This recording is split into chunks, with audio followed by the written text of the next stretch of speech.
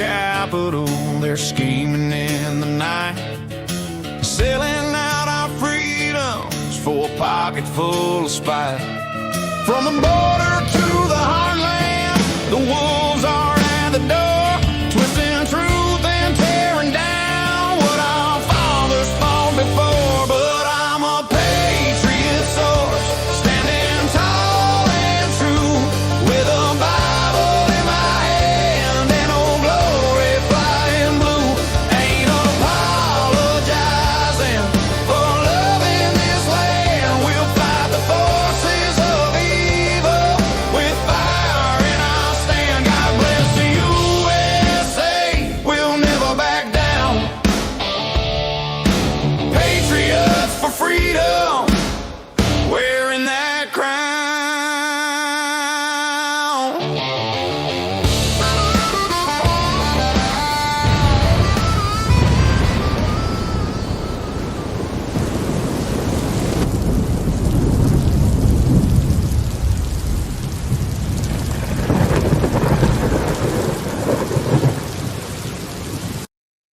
Man, well, I think we're going to have to do something about that countdown video. Have you noticed? We're going to have to change the music on the background of that. So to the back office production team, I think we may need some help with that countdown video, because I don't know about you, but I was sitting there listening to it. I felt like I was walking into like a funeral home.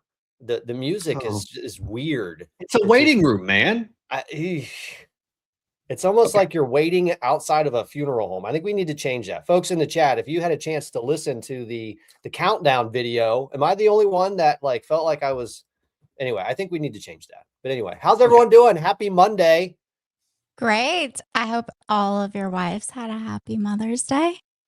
Yeah. SK, you sent a text wishing Mrs. Nom and Patriot Mom a happy Mother's Day, and I was driving it, so I didn't text you back. But she said the same thing. Back to you. Yeah. Did you have a good Mother's Day, SK? Because I had a great Mother's Day. Actually, awesome. All of my big kids came with their spouses and their fiance, and that was great. And we ate. My husband made chocolate covered pineapple and chocolate covered strawberries. It was great. We had steak and baked potatoes and actual green beans, like real fresh green beans. Did all the Patriot moms out in the chat, did you guys have a good Mother's Day? Let us know if you had a good Mother's Day. No, I have a question for SK, for you too. So I'm at the place in my child rearing where it is no longer my responsibility to do Mother's Day. Am I wrong about that? Like 12 and 15 are the kids should be responsible for that, shouldn't they? I mean, I drove and paid, but I didn't organize. Oh yeah, they can organize. They're perfectly fine. My husband sent one of my older kids, at least, money and was like, "Here, get something for your mom. She wants to see what you'll get." Yeah. Mine are 19, almost 21 and 22, right? And we don't see them often. So Mrs. Nom got to see the two up at Ole Miss this weekend. And the best Mother's Day gift she could have gotten was one of them graduating. That was fantastic. So that's a win. And then we've got the baby with us financial down win here too, I'm sure. Yeah. We've got the baby down here with us till Friday. And he's heading back up to Ohio to go hang out with his friends and work all summer long. So it's good. Good Mother's Day. We had a good time. Good drive back. Very good. I got to give it to my daughter. She went all out. She had this plan. She had a little notebook. She had it like organized throughout the day, and we executed on it perfectly. And it was probably one of the best Mother's Day that Patriot Mom has had in a while, because honestly, I suck at this stuff. I am bad at it. Yeah. Because I'm like an acts of service kind of guy. I bring my wife things. I do things for her. I try to take care of her the best I can. And I'm just not very good at planning stuff like this. I'm just not. But my daughter's really great at it. You don't have to have an elaborate plan, just for the record. It's really nice for you just to cook dinner and, just have all the kids in one place at the same time. So that was perfect for me. That's my perfect idea. Actually, I don't want to go anywhere. If I have to like get dressed and leave the house, I don't want to go. I hear that. All right, folks, we actually have a show planned for you today. A bunch of stuff is happening.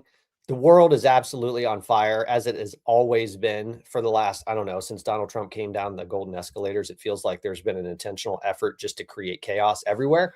So we're going to talk about as much of it as we can. We may dip into the alien UFO disclosure. That happened on Friday. And I'm surprisingly less intrigue into that topic today than what I expected there to be. There was a lot over the weekend, but it seems like it's kind of died down, probably because there's other stuff going on. It was underwhelming.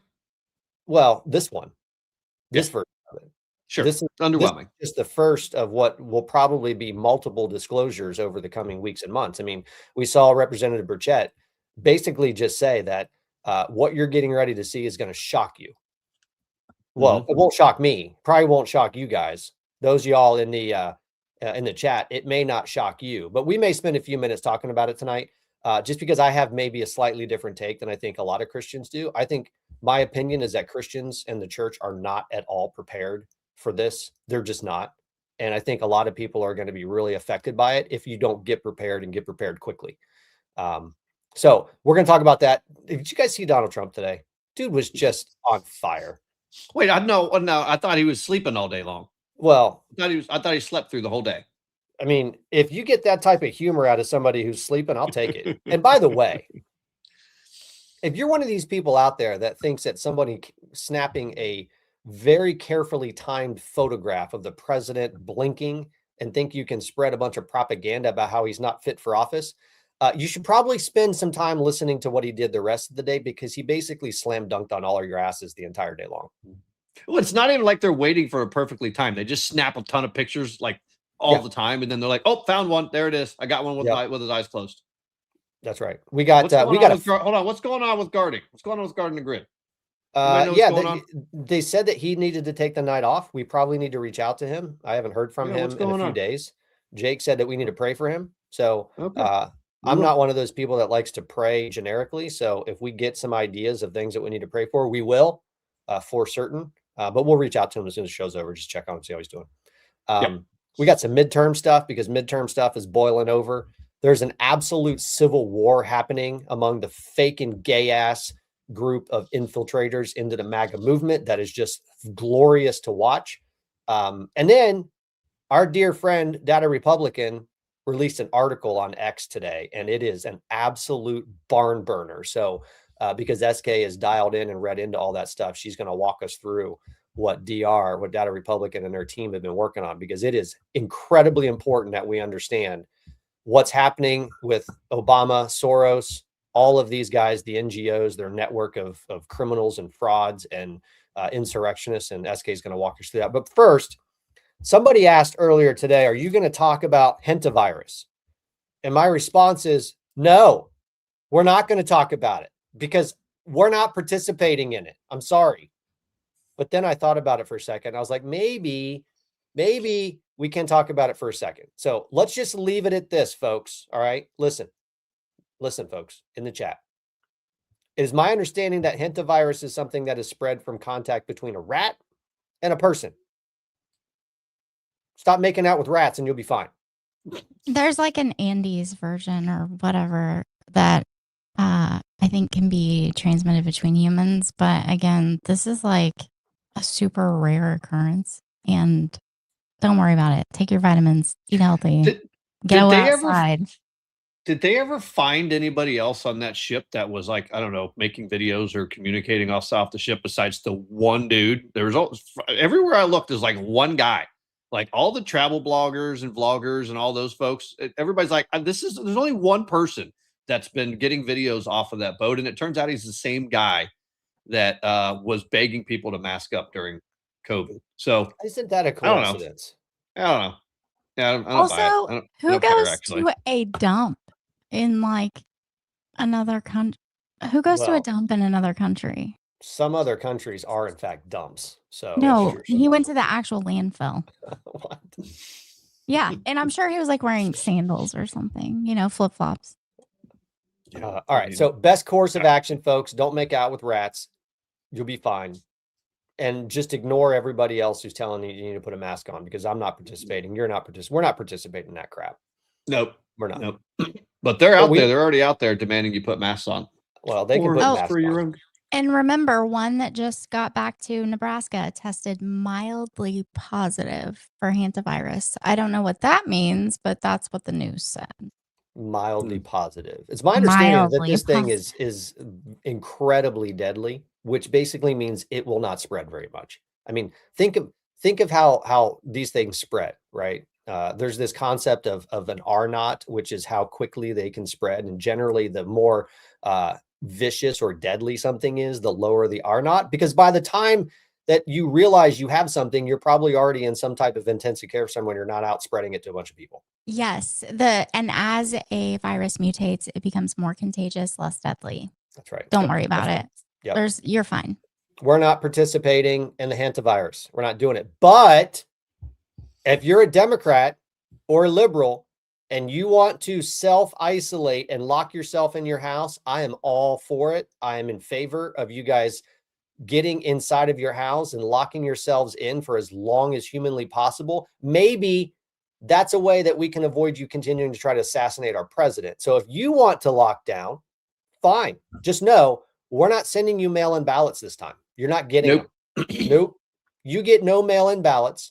You can order whatever you want to have shipped to your house. We're probably going to get this video demonetized, by the way. You can get whatever you want shipped to your house. Just don't leave. Just stay there for as long as you need to, forever. And that way we can restore a little bit of sanity to the American public again. So we're not participating. Have at it if you want to. Fair?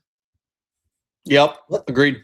Let's play Donald Trump being funny. Oh, SK looks like she's going to say something. What are you saying, SK? I was trying to find that video of Trump driving through the pool, and I was going through his Truth Social, and 4 days ago he posted this meme, this AI meme of Hunter Biden asleep in the chair behind the Resolute desk. There's melted ice cream everywhere. He's got auto-pin Biden. He's got Hillary Clinton.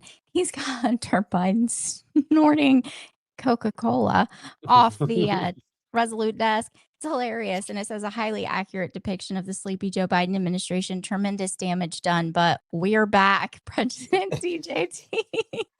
I almost made a video today, but I got tied up at work.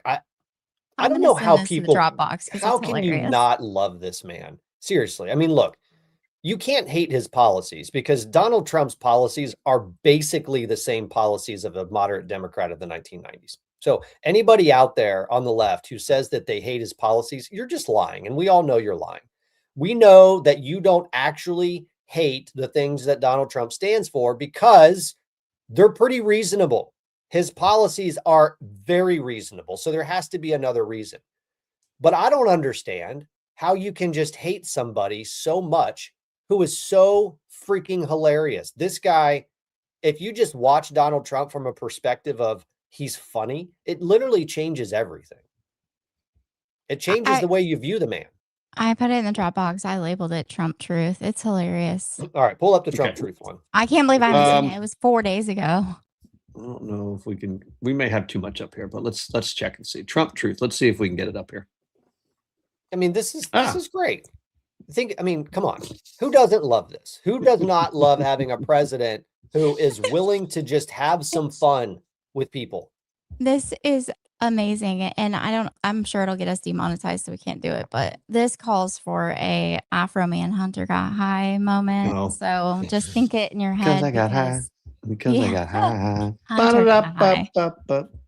All right, now let's start. You guys, I'm sure you guys have seen this by now, but Donald Trump actually gave the American people the perfect prescription for how to deal with TDS.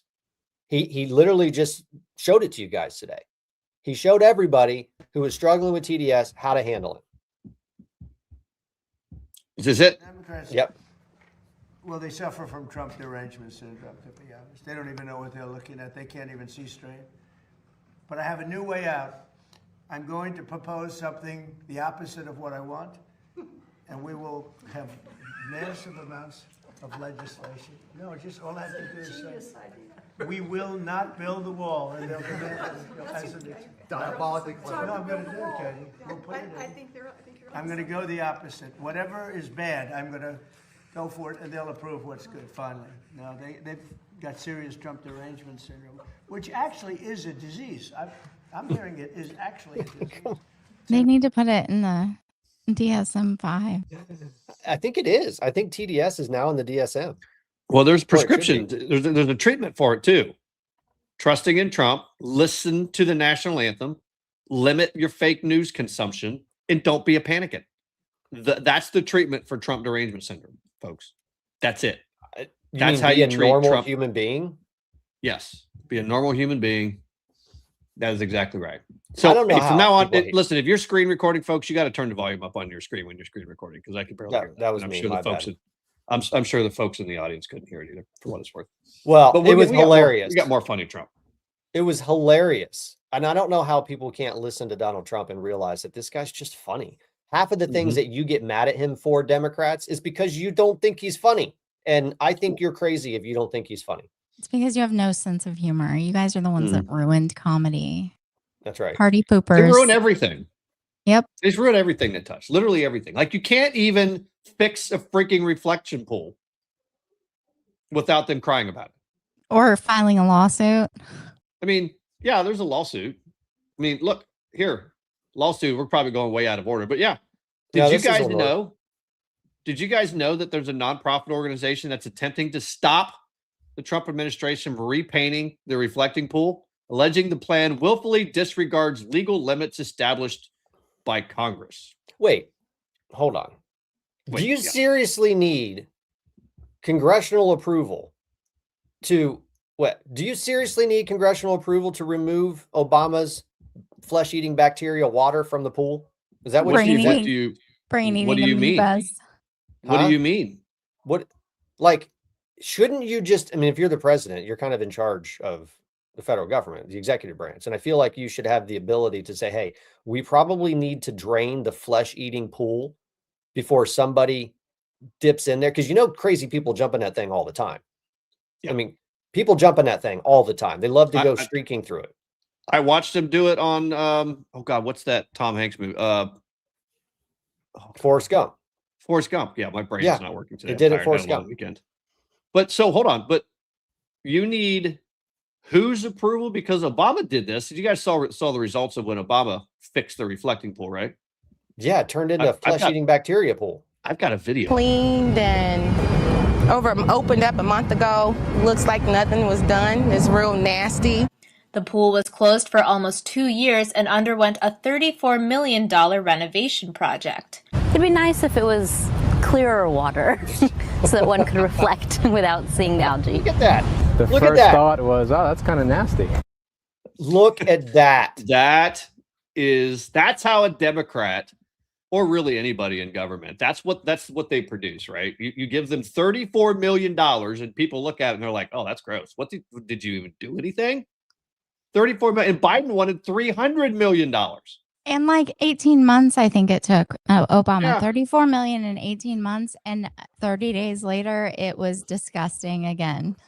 It was disgusting again. And you guys, instead, President Trump did it for like, what, a million? 3 million, I think. 3 million, something like that. Sorry, guys. I'm trying to bring things up because this is Trump. This is Trump refilling the reflecting pool. Look at him. Liberal tears, you guys. Liberal tears. That only took $3 million, right? Not $34 million, $38 million, not $300 million. All you needed is Trump and that person. We stand corrected. It's environmentally friendly. They're not even wasting water. Liberal tears. They just produce them. We stand corrected. London C, I'm saying that right? Right. London C 435 says it was 2 million, not 3 million, which is even better. Because he's saving us a boatload of money. These people are just crazy. I'm just flipping through all of our stuff.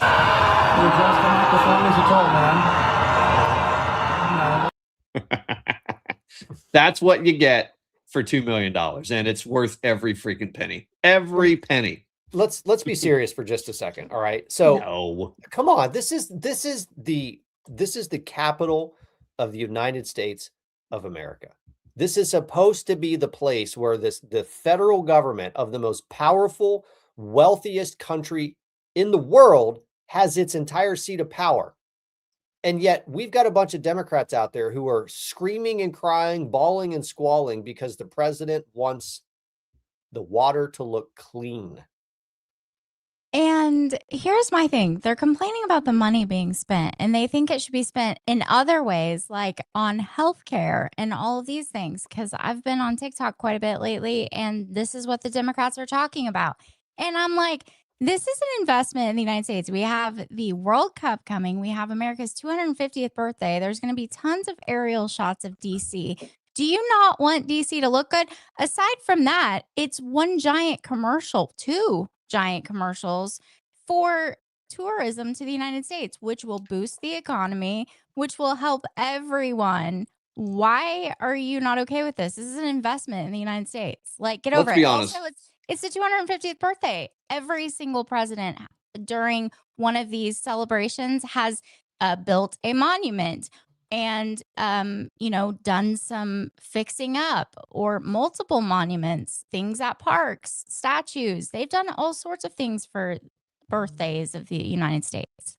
They have, but let's be honest, right? So when Democrats are out there saying, well, they could have spent that money on free healthcare, how did that happen? Did you do that I on did purpose? it. I told you I want to start doing that. I'm going to start highlighting people when we're talking. Awesome. When Democrats say they want this for healthcare, what they mean is they want it for fraud. They want to be able to continue more and more fraud, because that's all these programs end up being at the end of the day.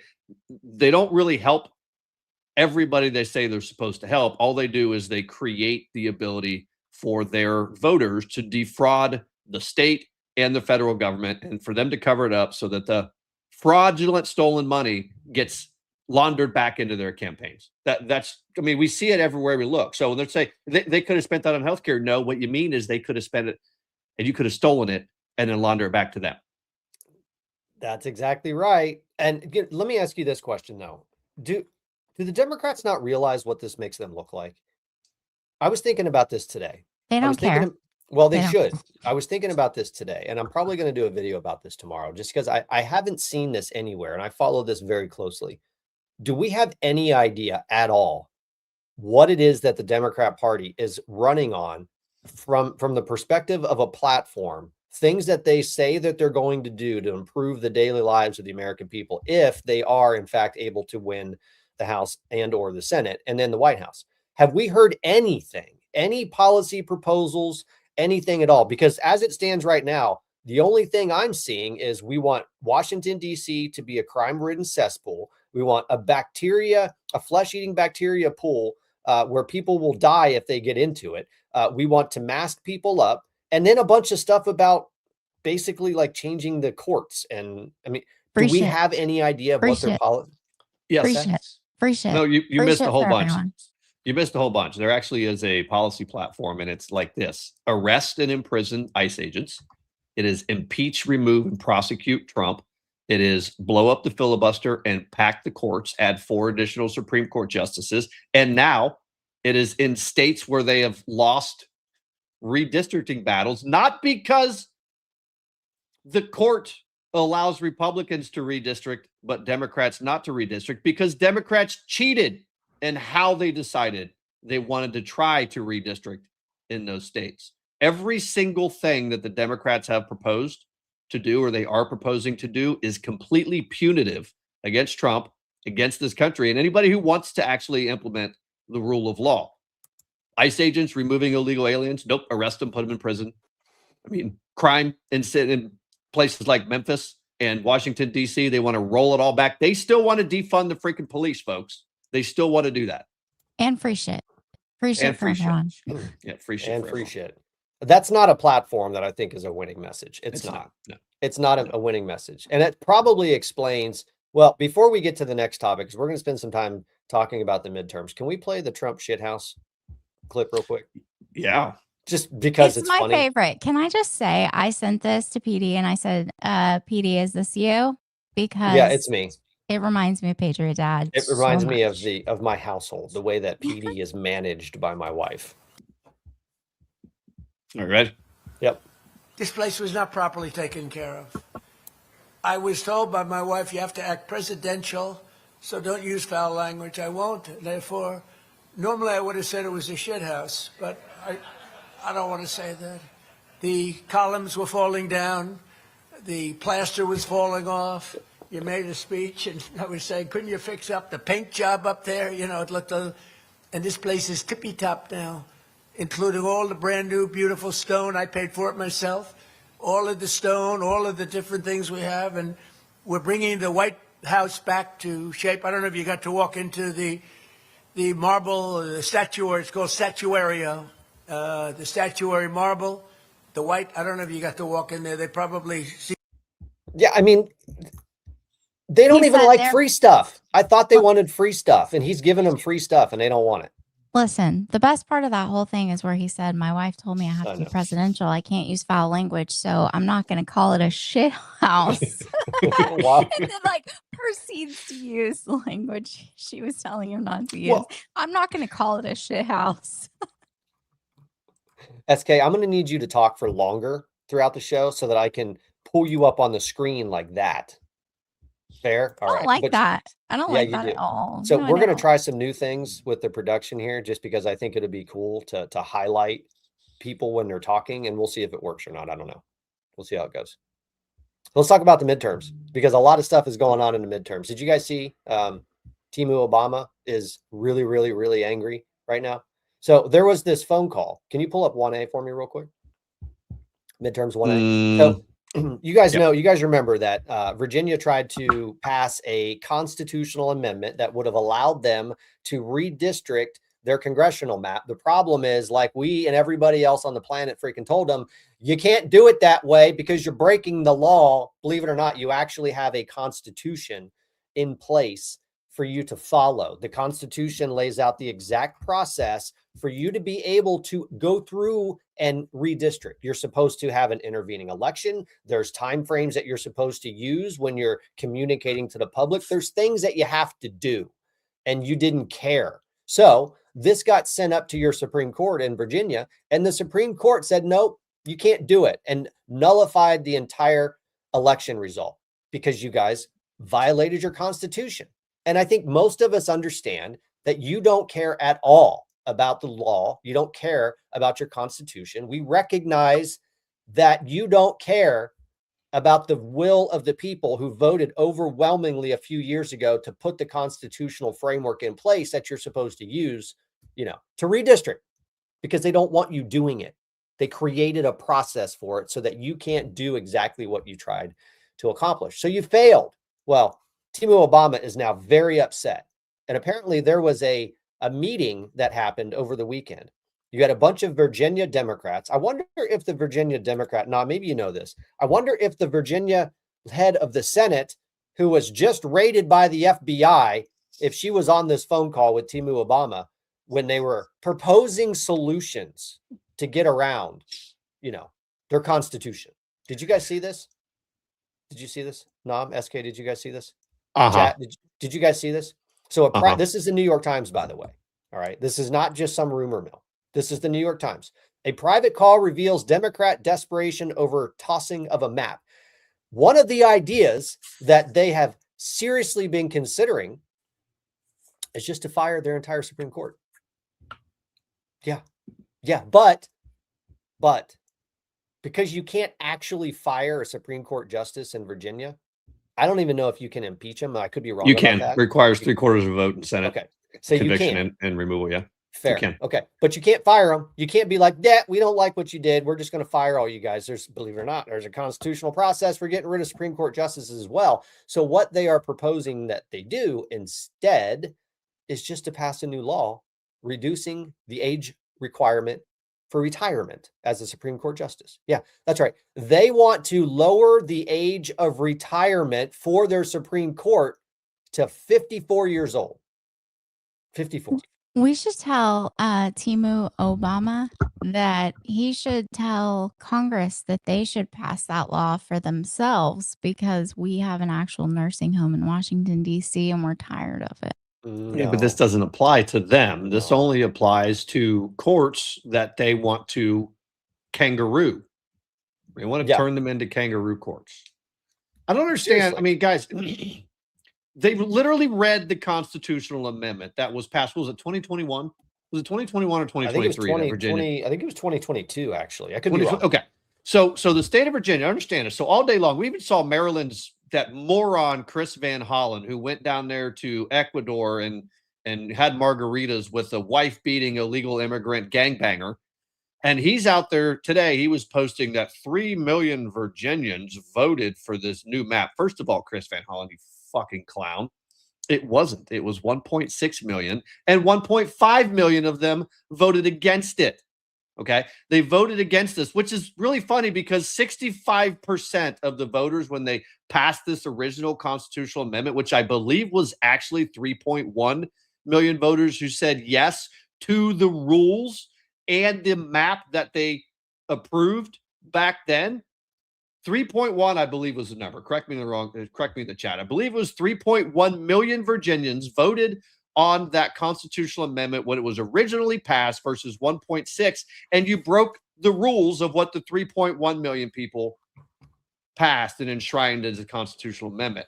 I don't have any sympathy for you guys. You keep doing this. If you just follow the process, you follow the rules, you can redistrict. Hey, shocker, but California, they got to keep their redistrict gerrymandered map because they followed the rules. For now. California might find it probably won't impact the 2026 midterms, but you have to understand what the mechanism California used, or should I say the excuse, is that they wanted to create more majority minority districts.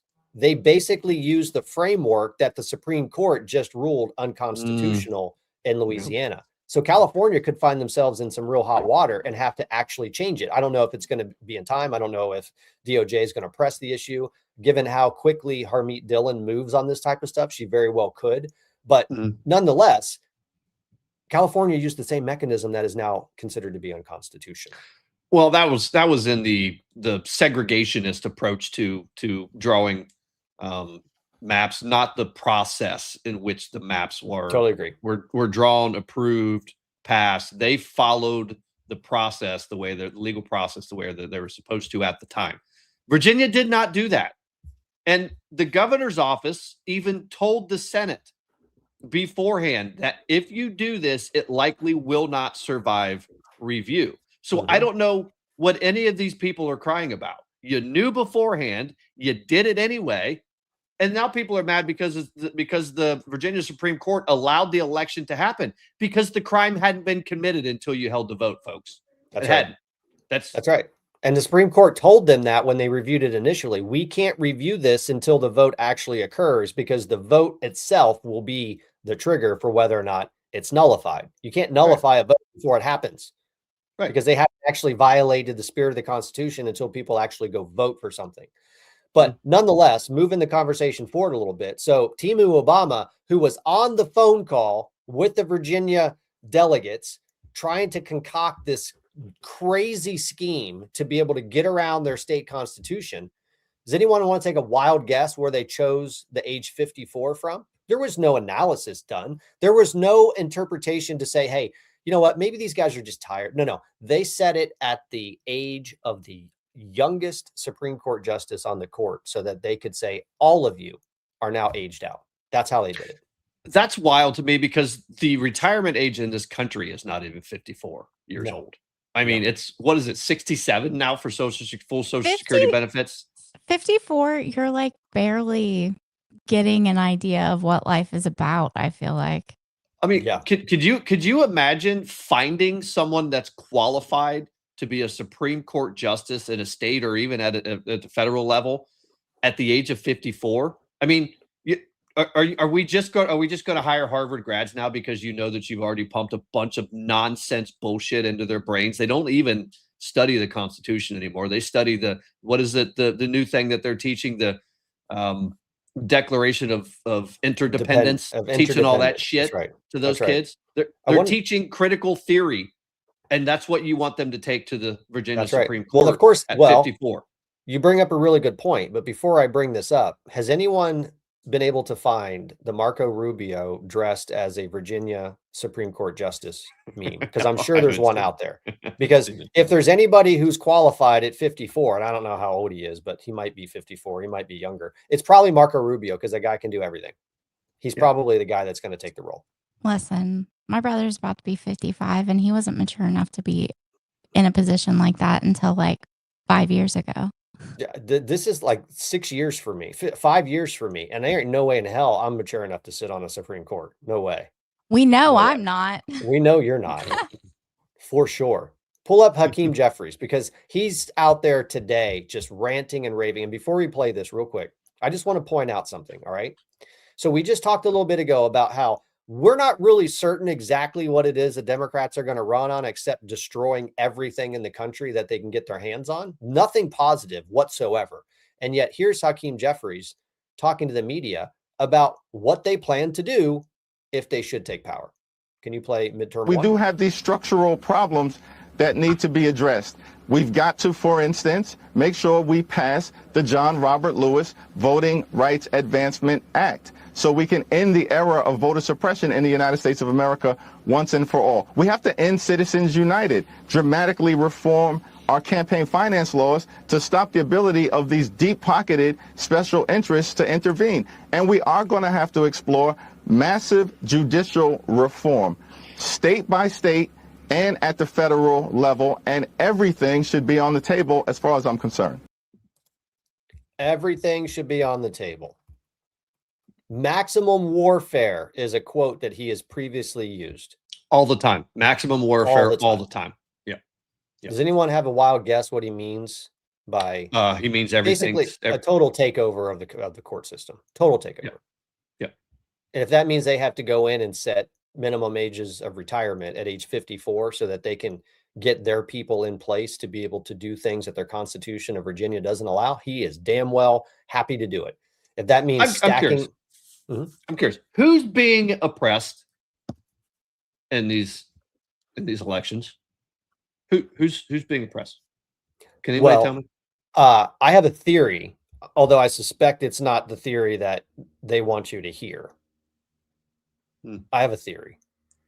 Do you guys want to hear my theory? Okay. Well, yeah. I mean, I want to hear your theory because I don't know who's being oppressed here. I mean, all we're asking is that you're an American citizen and that you can prove that you're an American citizen and you are who you are and that you don't draw your district based on racial lines because that's just racist. I feel oppressed, currently feel oppressed with everything you just said because, I mean, I've been married twice. How am I ever going to get an ID? I'm pretty sure you have an ID now, SK. That's because SK is not a total freaking moron. That's true. She's not a potato. Who is being oppressed? Who's being suppressed when it comes to voting rights? Okay, I'm going to tell you who's being oppressed and suppressed. So Harmeet Dillon, and I don't know if I have the clip of her, but she was being interviewed, I think yesterday, somewhere, and we can find the clip and play it. But she was talking about, the Department of Justice and the Civil Rights Division has been out basically demanding voter rolls across the country. And it seems like for some reason, every state that has a Democrat majority or a Democrat governor are fighting her against it, refusing to give her access to the voter rolls. Well, she's in Michigan right now, and they've gotten a glimpse of some of the voter rolls up there. And as a matter of fact, they've been able to review 60 million registered voters in some of the states that they've looked at. And you guys want to take a wild guess how many deceased voters are registered to vote across just the files that she's had access to? You want to take a wild guess? I saw this number. I believe it was something like 80,000. No. 350,000 deceased registered voters. So you want to know who's being oppressed? It's them. They're being oppressed. The deceased voters that the Democrat Party consistently relies on when they need them to help win elections. That's who's being oppressed. The Democrat Party are the ones who are being oppressed by creating safe and fair elections. It's not voters. It's a Democrat Party, because you have to remember, from a perspective of a Democrat, nothing else matters except the accumulation of their own power. That's all they care about. And if there's anything out there that's going to stop them from accumulating and amassing power, it is going to be safe and fair elections. That's my theory. And I can prove it to you. Shall I prove it? Let's prove it. All right. Do me a favor. Pull up Mark Elias. We have Mark Elias. Everyone knows who Mark Elias is, right? He's kind of the architect for most of the lawfare stuff. And he's really the one who helped them to secure their their stunning victory in 2020 through all of his election lawsuit, lawfare campaigns that he developed. So he is very upset right now because all the work that he's done to help build this ability to steal power from the American people is literally being unraveled right before your eyes. Pull up I got it. Through the video. Yeah, I got it. I got it. Now, folks, before I play this, you have to turn your volume all the way up because PatriotDad didn't have his volume all the way up when he recorded this, so it's not very loud. Okay. All right. That's just a warning. Angry in a long time. Just share with how this scrambles your workload. Like, look, I mean, in the end, here's why I'm angry. In the end, Democrats are still going to take control of the House. Okay, like that's the good news, right? In the end, I think Democrats still could win the Senate. In the end, like politics will be politics. But the reason why I am so angry is because the Supreme Court of the United States chose to strike down a law that was passed in 1965 that Congress was in dialogue with the court, okay, over in the 1970s and 1980s. And for the last 40 years, we have lived under a set of principles that all players have accepted. Pause. I'm pausing it here for a second. So the first thing that we have to understand is that Mark Elias is flat out lying to you right now. Right. I wanted to stop it too because he's totally lying right there. Mark Elias is lying to you.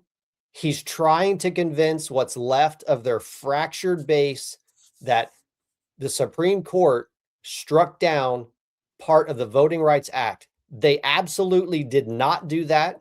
They didn't strike out any piece of the Voting Rights Act. What the Supreme Court did is they interpreted it correctly. The Supreme Court said you can't use race as a reason for gerrymandering. And we were talking about this in the green room. Folks, you can gerrymander for every single reason under the sun except race. You can't do it. Why? Because it's racist.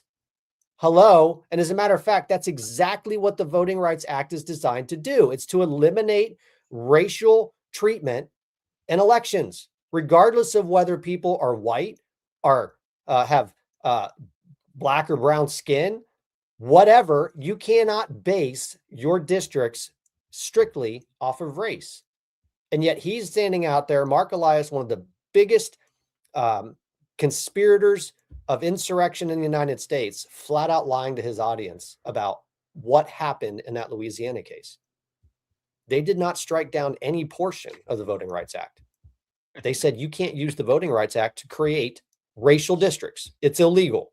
It's unconstitutional. And quite honestly, it's pretty gross. What was MAGA that? Jake was very upset because he had his volume turned all the way up so he could hear the video, and then we paused it and it was very loud. I bet. And 49 and holding said Mark Elias should be angry about that unfortunate looking head he has, and I concur. You know, there are some the rest people, of it actually. The rest of it. He looks like he sweats gravy, actually. Yes. When I call people a potato, his face is the thing that pops into my mind because he actually looks like a potato. Like, Mr. Potato Head. He looks like a potato. Just like Mr. Potato Head. Put some little arms and some All little right. feet. Okay, so folks, I promise you, when we go back to the video, I'm going to give you a second to turn your volume all the way up. And then before I start yelling again, you can turn your volume down. Fair? All right, here we go. As a fair, level playing field. And then a group of white Louisianans decided to challenge a map, and the U.S. Supreme Court ordered the parties to argue a case that none of the parties wanted, which was whether the Section 2 of the Voting Rights Act was still in effect under the right test. And then the parties did it, and they chose to issue an opinion in the middle of May while primaries were going on. And then the U.S. Supreme Court thought, you know what? Sure, we let black voters wait 2 years and vote under illegal maps, but God forbid these white voters have to do the same in Louisiana. That would be a constitutional crisis. And against all of that backdrop, have we learned nothing? I mean, have we learned nothing? Has the broader legal community not learned anything? Have the other than the civil rights groups, have people not learned that when you do this to black voters, it turns out bad for democracy for everybody? Okay, turn your volume down.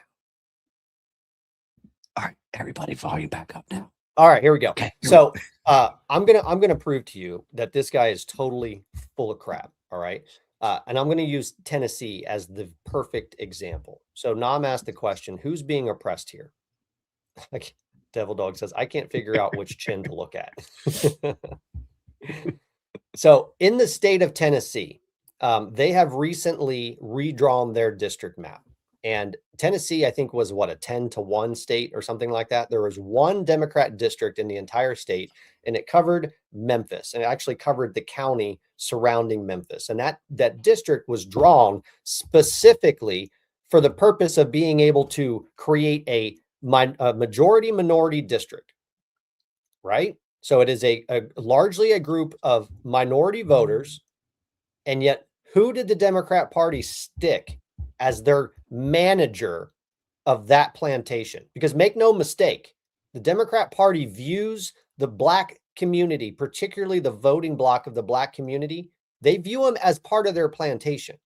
So if you have a majority minority district, they stuck this guy, Steve Cohen, as the representative to manage that portion of the plantation.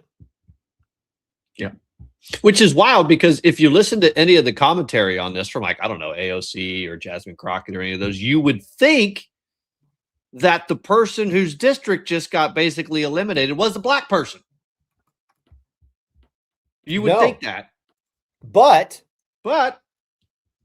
now voters in that district, the 9th district, might actually have a chance to actually have a Black representative. But what's the problem?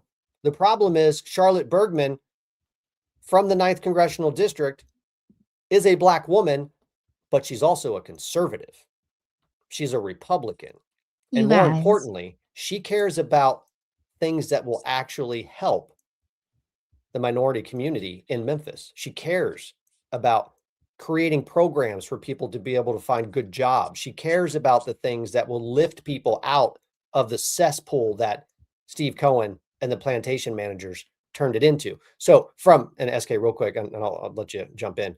From the perspective of the Democrat Party, who feels like they're being oppressed because their plantations are being attacked, can you imagine how concerned they are at the possibility that Black voters may actually have a Black representative who might represent them better than the white manager they had in that district before? Yeah. It's devastating to them. Yeah. It's devastating to everything that they've... Go ahead. That's what I was saying this entire time was, oh no, you mean they might actually have someone who wants to represent the district and do, things to help those people get out of poverty and out of crime. You guys saw how simple it was for the Kash Patel, Dan Bongino, FBI, with help of Pam Bondi and her Department of Justice, to clean up the crime in Memphis. And what'd they do it in, like 2 months? Yeah. Like 2 months. And now people can actually, walk down Beale Street and, go get some fantastic barbecue and listen to some good blues music without getting shot. Imagine that. Imagine that. And now you might actually have an opportunity to have a Republican, a Black female Republican who wants to implement policies for growth and safety and law and order and education, and not just outright criminality, fraud, and dysfunction. Because that's what Steve Cohen has managed on his little plantation. Keep them distracted with crime and drugs, then they won't really know what's going on. They're going to pull the lever for you. They'll keep doing it because you're going to promise them a bunch of shit that you're never actually going to give to them. They're never going to get any of it. But now they might have a chance. So you know what, Steve Cohen? I don't care. Fuck off. Yep. Go away. Right. SK, you were going to say something, and I just kind of walked right over you. I'm sorry. What were you saying? Oh, no, you're fine. I'm uploading that AOC video that I forgot to upload earlier. Well, we've got Memphis Tears AOC. Should we play that one? Because I haven't heard this yet. Yeah. AOC. It's like Tennessee has a new want to wipe out that's it, but every Black representative on the map in these states. We have an obligation as Americans to stand with Black Americans and communities whose representation is being disenfranchised. Wait. Excuse me, bartender. Can I have another, please? Because in case you haven't noticed, The person that's being wiped out is a pasty white plantation manager, and the person that's likely going to win that district now is a black woman. Except she's a conservative, and they only care about black women when they agree with them on politics. If you're a conservative and you are a minority, they do not care about you. They immediately call you every name in the book. Well, I would argue that they actually care far more about them destroying them, because they are the folly to the Democrat plantation system. They are the spoil of their agenda of using the black voting base to continue their reign of terror on these cities. So how do they do this? So Dan Bongino had a really good analogy today, and I'm going to try my best to explain it, because I don't think people fully understand exactly what it was that the Democrats were doing to gerrymander these districts. And what's funny about it is Republicans are basically doing the same thing. They're just doing it legally. All right. So go ahead, SK. Did you guys ever get that Rumble rant from earlier? Oh, there's a Rumble rant out there? I think MAGA Jake posted one. Did he? Maybe. Well, It just popped in my brain. I think it was a $5 Rumble rant, but I don't remember what it said or who it was from. So basically what Democrats have done, they learned this, they learned how to game the system a long time ago. So the problem that Democrats have always had is that they have, because in order to create the type of command and control style environment they have to create, they have encouraged people to flood into these urban settings, right? So that's why you have a bunch of Democrat voters, you have a bunch of minority voters, and they pile them all into these cities, and these cities turn into total crap holes.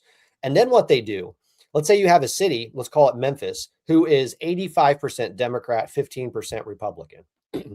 They look at that and they say, we have got an awful lot of extra Democrat voters that we need to try to take some portion and send it out into other areas and gerrymander into those districts so we can start pulling in those additional districts as Democrat majority districts, right? Because if you only need 50+1 to win a district, but you've got 85% control of that district, then that means you basically have about 34% extra that's being wasted.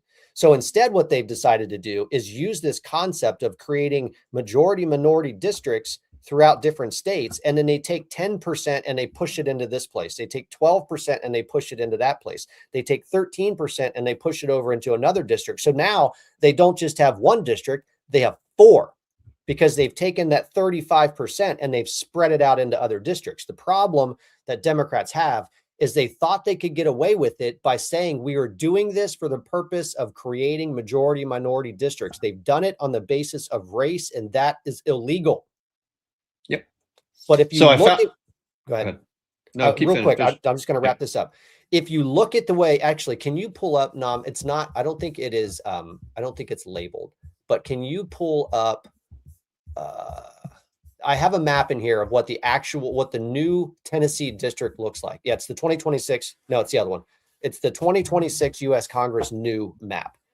What the Republican Party did is they used the exact same approach. They looked at Memphis. If you look down here in the bottom left-hand corner, this bottom left-hand corner down there used to be the old 9th district, Memphis, and they had about an 85% Democrat to Republican majority. So what the Republicans did is they took Memphis and they carved it up into 3 districts, and then they spread it out across these 3 districts instead of keeping it concentrated into one. But, and this is the caveat, the Republicans said, we're doing this because the Supreme Court told us that your gerrymandered district based on race is unconstitutional, but it is perfectly constitutional for the state legislature to say, we want a partisan map. You can build partisan maps all day long as it's not based on race. So the Republican Party is using the Democrat playbook. They're just doing it the right way. And they're doing it state by state by state by state. And that's why the Democrats are losing. And the only rules for districting are they have to be divided up as evenly as possible by population. All the districts have to have about the same amount of the population, and you can't have crazy lines drawn. They have to be connected. So each district, you can't like have District 1 and then have like a little piece of District 1 over here with another district in between. It has to all be in the same. Congruent. They have to be some congruency to the districts. But what they define as congruent are basically just continuous. But what you're going to start to see, and there's going to be effort from the Republicans across the country. State houses are going to start to define what that concept of congruent means, and it's going to look for concentration, not a number spread out across the state. And there's been some analysis done on this. If Republicans are successful at defining the maps by saying your districts have to be congruent, they have to be population based, they can't be based on race. You can build them on partisanship if you want, but the share of vote is going to end up flipping. Last time I saw an estimate of this, I think the safe Republicans was going to be about 280 seats compared to 160 something for Democrats, simply by saying you are not allowed to stretch districts all the way out across the state just to be able to pull in enough vote so that you can steal that district.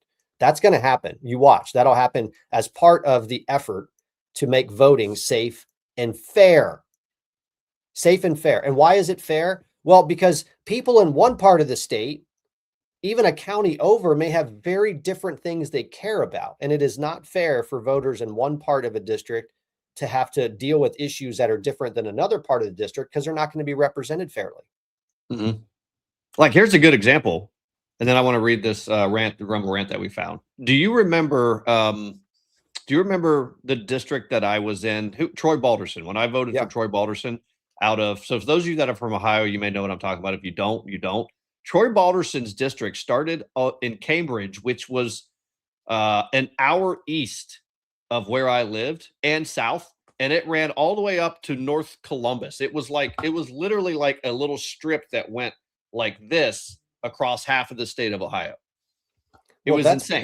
That's because they were building the Joyce Beatty district. The Joyce Beatty district is the one that cut right through the heart of Columbus, and it literally went from one side of Columbus, a little strip all the way across Columbus, and then when you get to the east side of Columbus, part of it goes up, the other part goes down. They basically created a T district for her to be able to carve out enough African American vote so that she could win. Now, she's an African-American woman, so at least they didn't stick some plantation manager to manage that plantation. But she didn't even live in the district. She didn't live in the district that she was representing. Yeah. It's just crazy. Anyway, SK, I'm sorry. All right, Rumble rant. Interrupting you. Rumble rant real quick, and then we'll get back to it. So there was a Rumble rant that I missed from Family Crest. I can't find the post where Maggot Jake brought it over, but basically Family Crest for $5 says it's Virginia, Viginia PD, where they have senators there. You guys saw that. You saw that court filing where they misspelled Virginia and senators. Oh, it gets better because they filed an appeal. And they didn't file an appeal. Don't do that. Yeah, I'm doing it. I won't talk. I just won't. Okay, we'll keep you small. Oh my goodness. Okay. But they filed with SKOTUS asking them to give them emergency relief on this redistricting situation. And they corrected the spelling mistakes for Senator and for Virginia, but they did not correct where it says appeals court because they put appeals for the state. They didn't change it to Supreme Court. This is Jay Jones, the guy that was threatening to hurt Republicans or wishing that Republican children were harmed. That guy is the AG. And apparently they decided to use spell check this time, but they did not decide to make sure they were addressing the right court. They did not do find replace to make sure that they were addressing the correct court. That's crazy. That's amazing. Absolutely amazing. Well, Mark Elias is really upset about Alabama too. I don't know if you guys saw that, but I did. But we've got an explanation about what actually happened in Alabama. Because let's show Mark Elias. Show 3 first, midterm 3. Because we need to make sure we see exactly why Mark Elias is pissed. It's important to note that the architect of voting lawfare is very upset because the Supreme Court has allowed Alabama to select a different map for this year's congressional election in a stunning last-minute move to interfere with another state primary election that has already begun. Well, that's strange because the governor, is that the governor? Maybe not. I don't know who it is. Somebody in Alabama is explaining why they're doing it.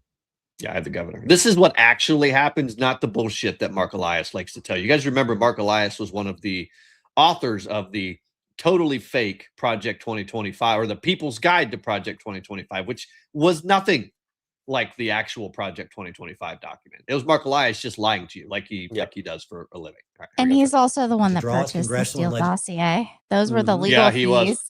Those were the legal fees listed in Hillary Clinton's campaign expenditures when they were not actually legal fees. They were actually opposition research. And the FEC filing said that they mislabeled those expenditures as legal fees with the intent of influencing the outcome of an election, which is weird because that sounds exactly like what they charged Donald Trump with in New York.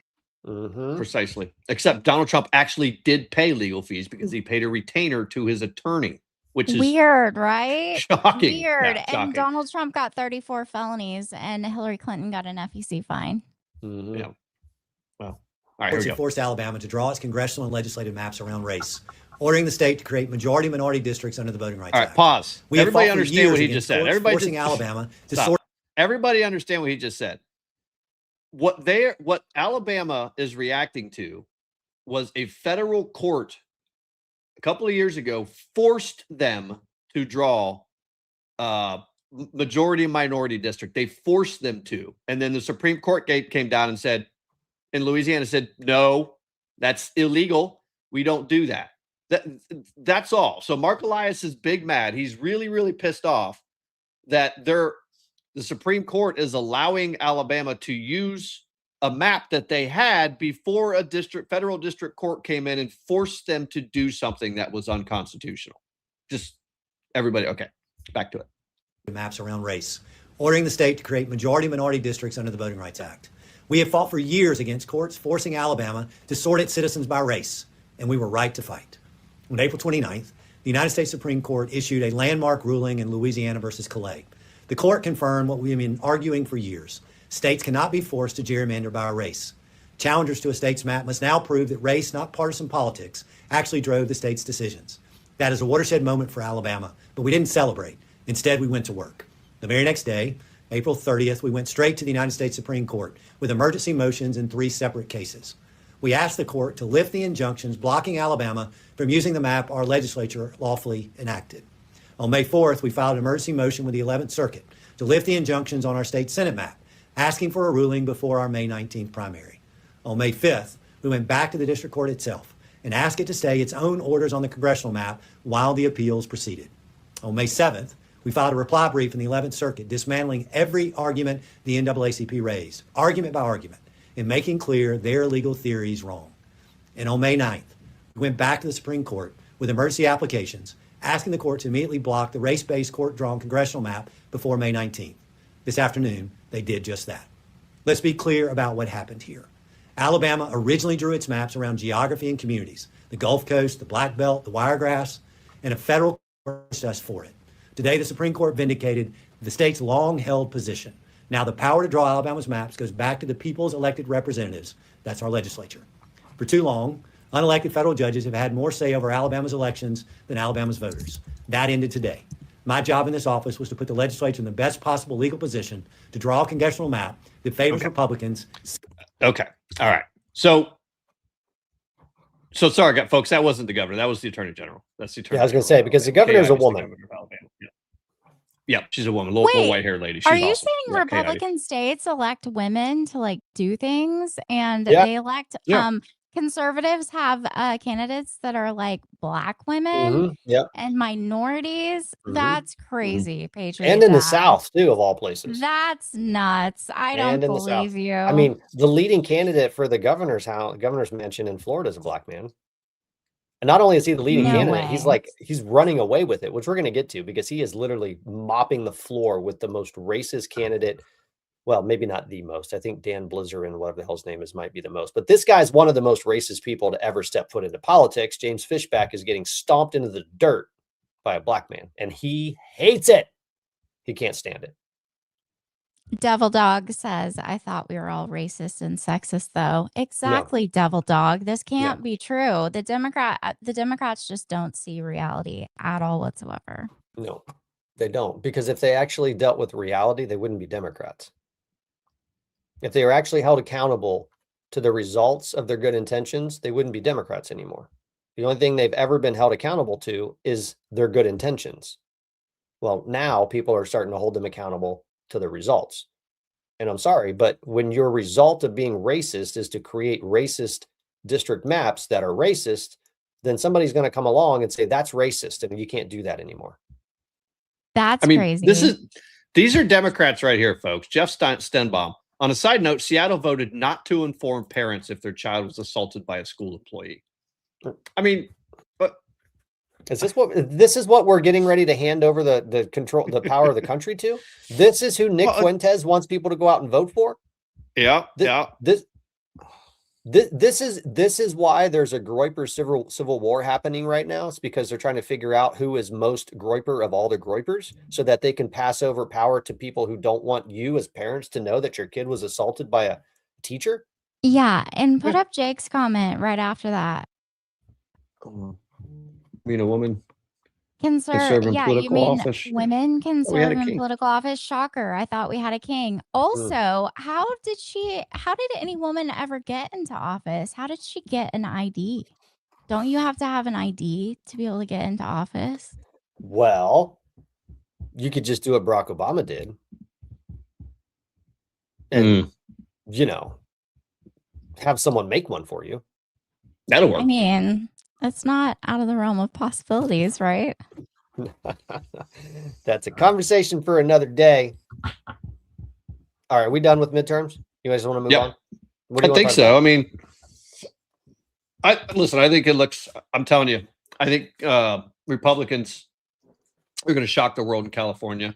Though I did see someone up here in the comments saying that there are folks that they're already seeing reports of folks who have moved and left California. Their ballots are showing up at their houses. Some are getting 2 of them. So the shenanigans are already happening in California because their primary is coming up. So their jungle primary is coming up very soon. Maybe and we all know how that goes. You got to play midterm 2. Play midterm 2 real quick. This is Nancy Pelosi telling everyone what they're really worried about. And the fact that she's mentioning this should give you comfort because basically she's telling you what they're going to try to do. And the Department of Justice is fully aware of this. Oh my goodness! All right, remind me to come back to Boggs Clan comment in just a second. Okay. With this president and these Republicans who have no commitment to the rule of law and doing things the appropriate way, we're ready. We have 3 purposes now. 1 is to win the midterms. 2 is to make sure the elections are safe. And 3, to tell people what we will do when we win. And that is the mission. There's so many things that you can do to protect the election, and they are being done, whether it's litigation or legislation or just mobilization, communication, all of that. But in addition to that, we have to be on guard as to what they may try to do to the technology. They may try to creep into the technology and create a false count. How do you guard against that? That's a challenge. We always. Hold on. Is this a confession? I feel like this entire interview with Nancy Pelosi is just a confession. The whole thing, everywhere. Well, I was reliably informed that is not technologically feasible, what she just said. I was reliably informed. In fact, I was lectured. In fact, there were people who got kicked off of Facebook for it. I got kicked off of Facebook for it permanently, and I can't monetize my Instagram account now because of it. Well, you can't monetize on Instagram anyway, but whatever. Anyway. So you're right. You were reliably informed that it is not possible to figure out how to get into the technology, and yet that's what Nancy Pelosi is worried about. Yeah.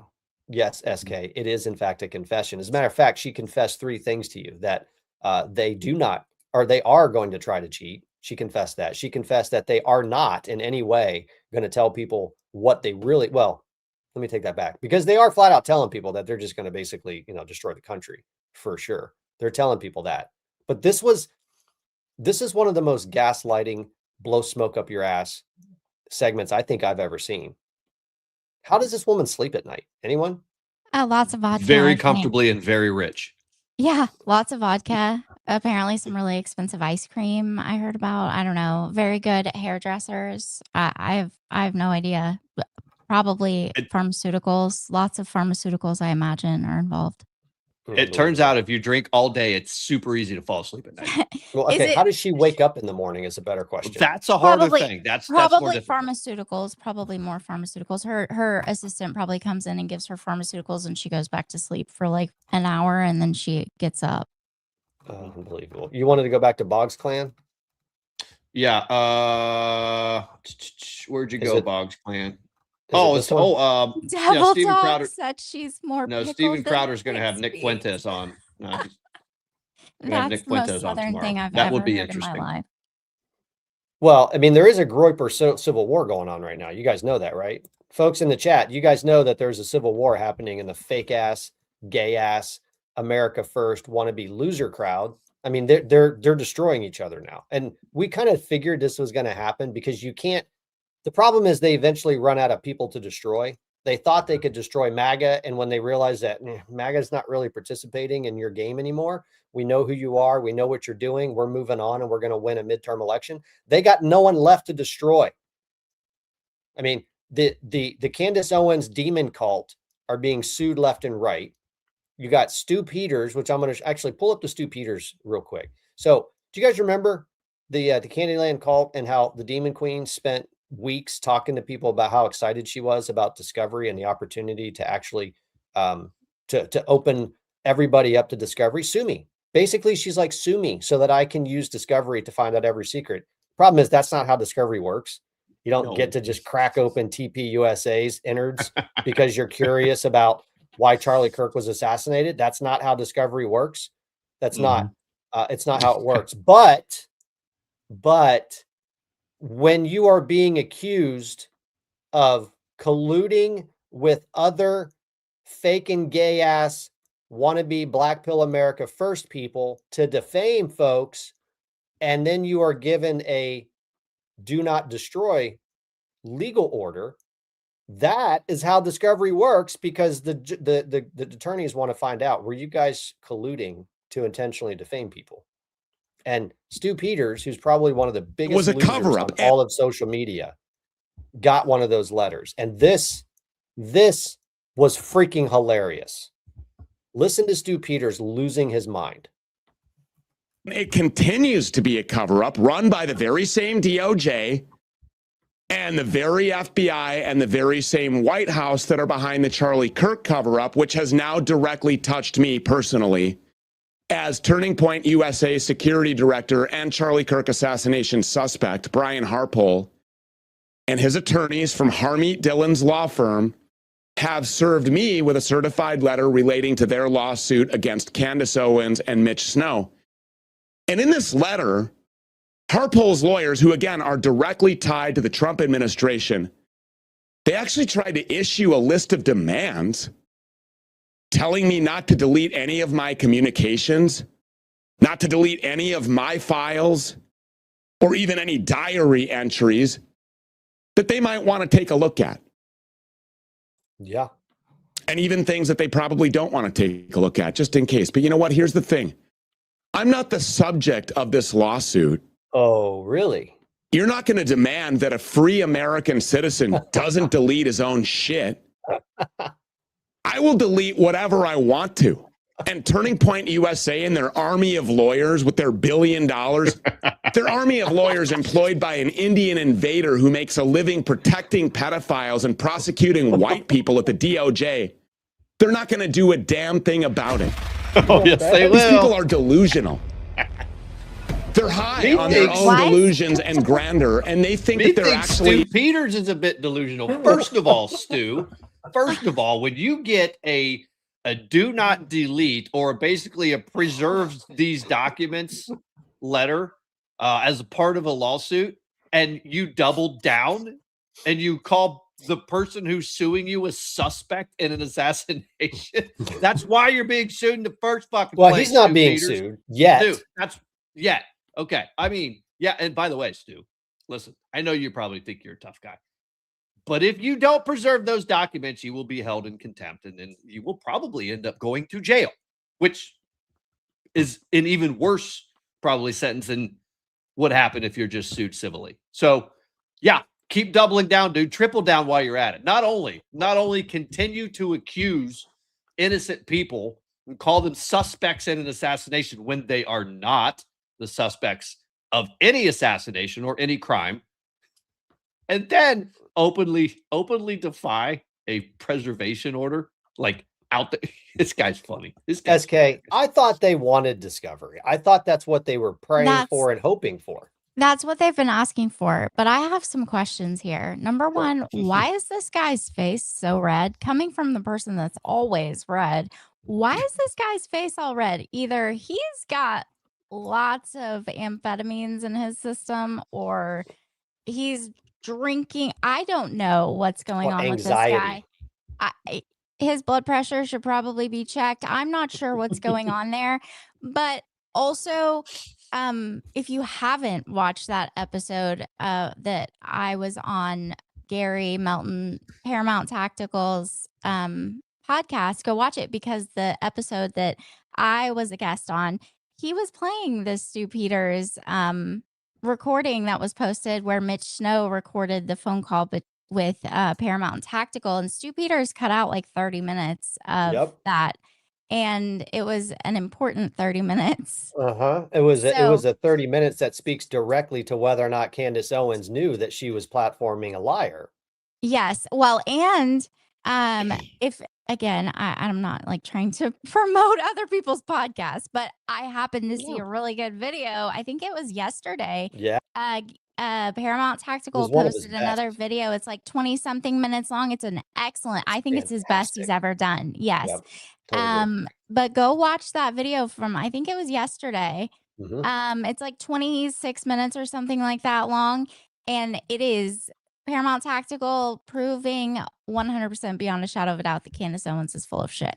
That's right. Totally full of crap. So we got Stu Peters crashing out because he got a preservation order.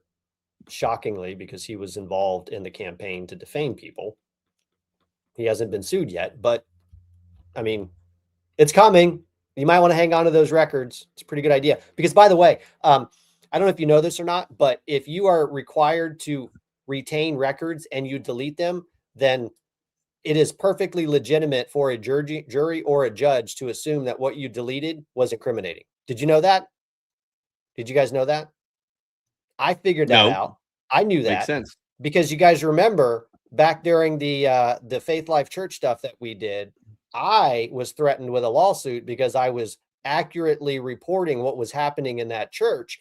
And I ended up meeting with what is probably one of the best defamation attorneys in the country. And we talked about this because I turned around and required that the people who were threatening to sue me keep their records, because there was, if it went that far, we were probably going to file a lawsuit ourselves. And he explained that the reason why you do that is because if they do in fact delete it, then it is considered to have been incriminating evidence that they deleted. You're just basically admitting your guilt if you delete that, Stu Peters. That's right. He needs better attorneys. That's right. Ooh, look, we got a what is that? A super chat. It's called spoilage of evidence. Go ahead, Stu. Make our day. We dare you. Thank you, Mindy. We dare you. Oh, and a member too. Thank you so much for your membership, Mindy. We appreciate that. All right, so we got Stu Peters crashing out. Do you guys remember? You remember a couple months ago where I was asking the question, I wonder if there is like any evidence that we can find that tracks Megyn Kelly's turn of events, because Megyn Kelly has had a very interesting career path over the last year and a half. And it was my belief that one of the reasons why you started to see Megyn Kelly radically shift to become part of the Demon Queen's cult was because Dan Bongino was coming back on the air. Now, Nom mentioned, and other people have mentioned, that when Dan Bongino left to go join the FBI, they didn't really have anybody else to listen to because there really wasn't that many great podcasters out there that we cared to invest our time in. So a lot of people, Nom, I did to some extent, we started listening to Megyn Kelly, and she saw a dramatic increase in her subscriptions and her engagement and her viewer and her audience as a result of that void being created. And it has been my belief that one of the reasons why she was so just radically switched to wanting to be the person that was bridging the gap between Erica and Candace, was such a dear, close friend. I mean, there are video clips out there of her talking about how Islam is not compatible with the United States. And then suddenly it just changed. Suddenly it just changed. And I'm convinced that the reason why she did that is because she recognized that she was going to start losing viewers as a result of Dan Bongino coming back. And as Dan Bongino's show has grown dramatically since he started back in February, I think that's actually happening. Nom, can you pull up the Megyn Kelly ratings? Did you guys see this? Take a look at this. Oh, this is fascinating. Oh, you can't see it, can you? Here, we'll bring it back down here. Now, sorry guys, the overlay covers it up. Well, I'll show you. I'll just read it to you real quick. I've got it pretty big on my screen. Basically, what it's showing is that if you look all the way over at the far right, you can see the growth and her subscribers right around the April or the March timeframe in 2020. Is it 2025? Yeah. So right around April, July, October 2025, it spiked. And then you start to see in 2026, it spiked again right about the time where Dan Bongino was coming back. And then it just collapsed.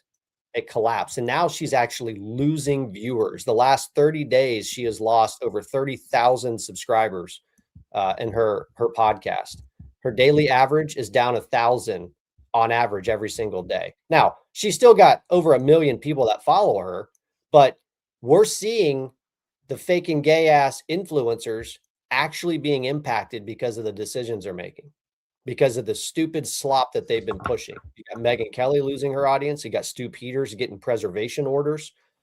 You actually have, I don't know if you guys saw this or not, but this was one of my favorite stories over the weekend. Do you guys know James Fishbach? You know who James Fishbach is? Mm-hmm. Did you see me change that layout on the fly? No. Did you change it? That was awesome. Yeah, I did. Here, look. Oh, hold on. Bring it back up. See, now you can see it because I changed the layout on the fly. I'm just because I'm that good. That's producer extraordinaire. Yeah. So Megyn Kelly's getting beat up on because she's an idiot and she can't stay consistent and nobody likes her. I think they're calling, what are they calling her?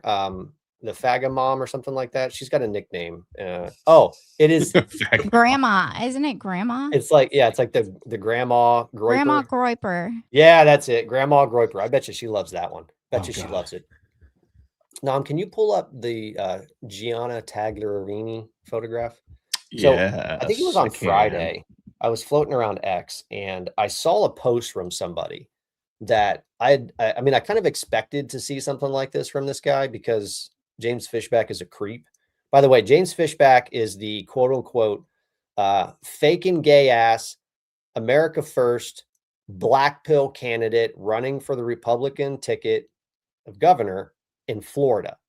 And I had people reach out to me directly on Instagram and a couple places begging me to look into this guy because he is a total creep. Been accused of inappropriate relationships with underage girls when he was associated with a couple different school districts. The accusations of the type of behavior this guy has towards women and young girls it's not going away. It's only getting stronger and stronger. So I saw this post and I was like, would you look at that? So there is a woman by the name of Gianna Taglarini who was a unpaid volunteer for the James Fishbach campaign. And she released a statement on her X account. And the statement is exactly what you would expect it to be from James Fishbach. Her statement says, "I'm a single mom struggling to survive as it is in this world and volunteered for free for the Fishbach campaign. I resigned due to disrespect from Mr. Fishbach. Since then, he has sexually harassed me, tried to get me fired from my job, had other volunteers create fake accounts slandering my name, posted intimidation tactics with supporters posting firearms, threatened to have his 250,000 followers on X send me death threats," and the list continues. She goes on to say that Fishbach is an actual sociopath. He has terrorized victim families for speaking to journalists or attempting to press charges against him for having inappropriate relationships with multiple minor girls. Now, I posted this on my X account, and wouldn't you know, within a few minutes, I actually had some of those Fishbach fake accounts show up in my thread doing exactly what she was accusing them of doing. Exactly. So for anyone to say that this woman is making it up, I witnessed it. I watched them create a fake account and slander the woman in my own thread. I watched them take a video clip, slice and dice it to try to convince people that she was threatening somebody. I literally watched it happen. And this is all coming. Yeah, he does give Swalwell. He absolutely gives Swalwell, probably worse. But this guy's a flat out racist. And you're starting to see these faking gay ass candidates in the America First crowd, the Groipers. They are imploding because here's the thing. Nobody freaking likes racists. No. Mm-mm. We don't like them. We don't like racists that are racist against black people. We don't like racists that are racist against brown people. We don't like racists that are racist against Jews. We don't. We never have, which is the core fundamental tenet of the Republican Party. The Republican Party would not exist if Democrats were not just blatant, flat out racist, because the Republican Party was created in response to racism. Republican Party are the reason why racism was all but eradicated until Barack Obama showed back up on the scene and intentionally reinstilled it in the American lexicon. And made everybody's, well, on the left for sure, political beliefs their whole entire identity, so that any disagreement on political ideology is basically an attack on your character. That's right. That's right. But this is starting to really spill over because Florida also has that Dan Blizaron guy. Do you guys know who Dan Blizaron is? SK, do you know who he is? Isn't he the guy whose dad was like indicted by the Trump or first Trump administration for organized crime or something like that? Yeah, well, they had a family business and all the money was put into a trust, allegedly. And he allegedly inherited it and tried to do some things with it and failed. There was a whole thing that I saw several days ago. I don't remember exactly all the details, but definitely an interesting guy, that's for sure.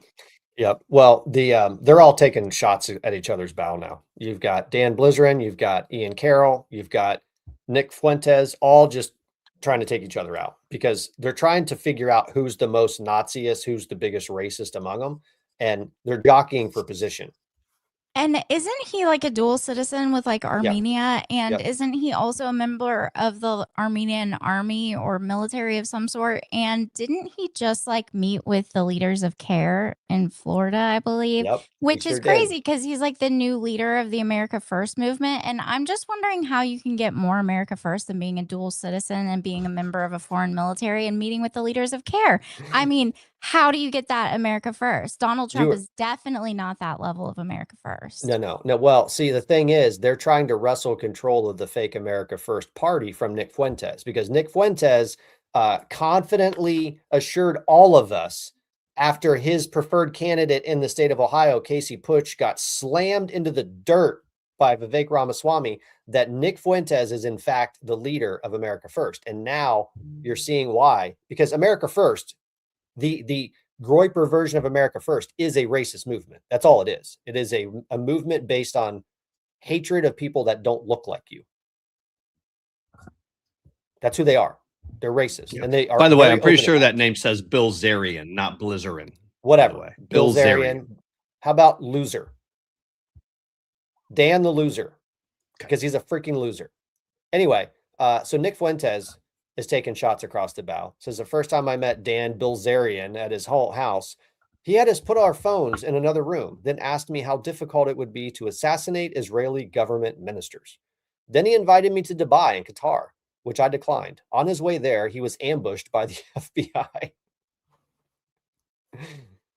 Damn. Ambushed. Yeah. We would like normal people would call that arrested. Ambushed. By the FBI, not ambushed. Yeah, ambushed. But then it goes on because it wasn't just Nick that said that. I don't know who this next person is. Do you have? Is it number 3? I don't know what number it is. Yeah, I think my internet's taking a hit right now. You may need to pull that up because I've not been able to pull anything up for the last few minutes. Well, so you need to pull up War 2. It doesn't matter. There's other people out there that are freaking out, but this is my favorite. This is Ian Carroll, who there's just something about this dude. Gives off like major like pizza delivery guy vibes for me. Not sure exactly why. I could be wrong about him, but I don't know why you would go out on your social media and make a video like this, but he did. So we're going to play it if I can find it. Bear with me a second. Groper War 3. Okay, let's see if I can. Is it in the thing? I got it.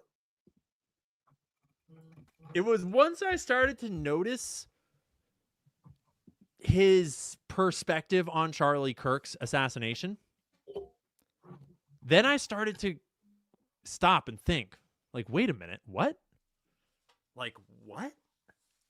And actually, at the time, Dan Bilzerian called me and was like, yo, what the fuck is Nick doing? What is going on? And I was like, dude, I do not fucking know. This is weird.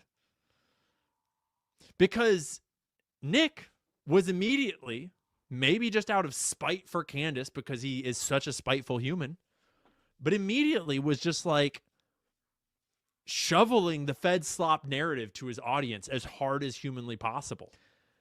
Which, and like, it's one thing for like Ben Shapiro or like, I don't know, Eyal Jacoby to like have a bad take on the internet. But like Mr. Champion of high IQ anti-Semitism over here, so blatantly posting one of the most low IQ concepts I've ever even heard of on one of the biggest stories of the decade that seems pretty fucking obviously tied to Israel in some way.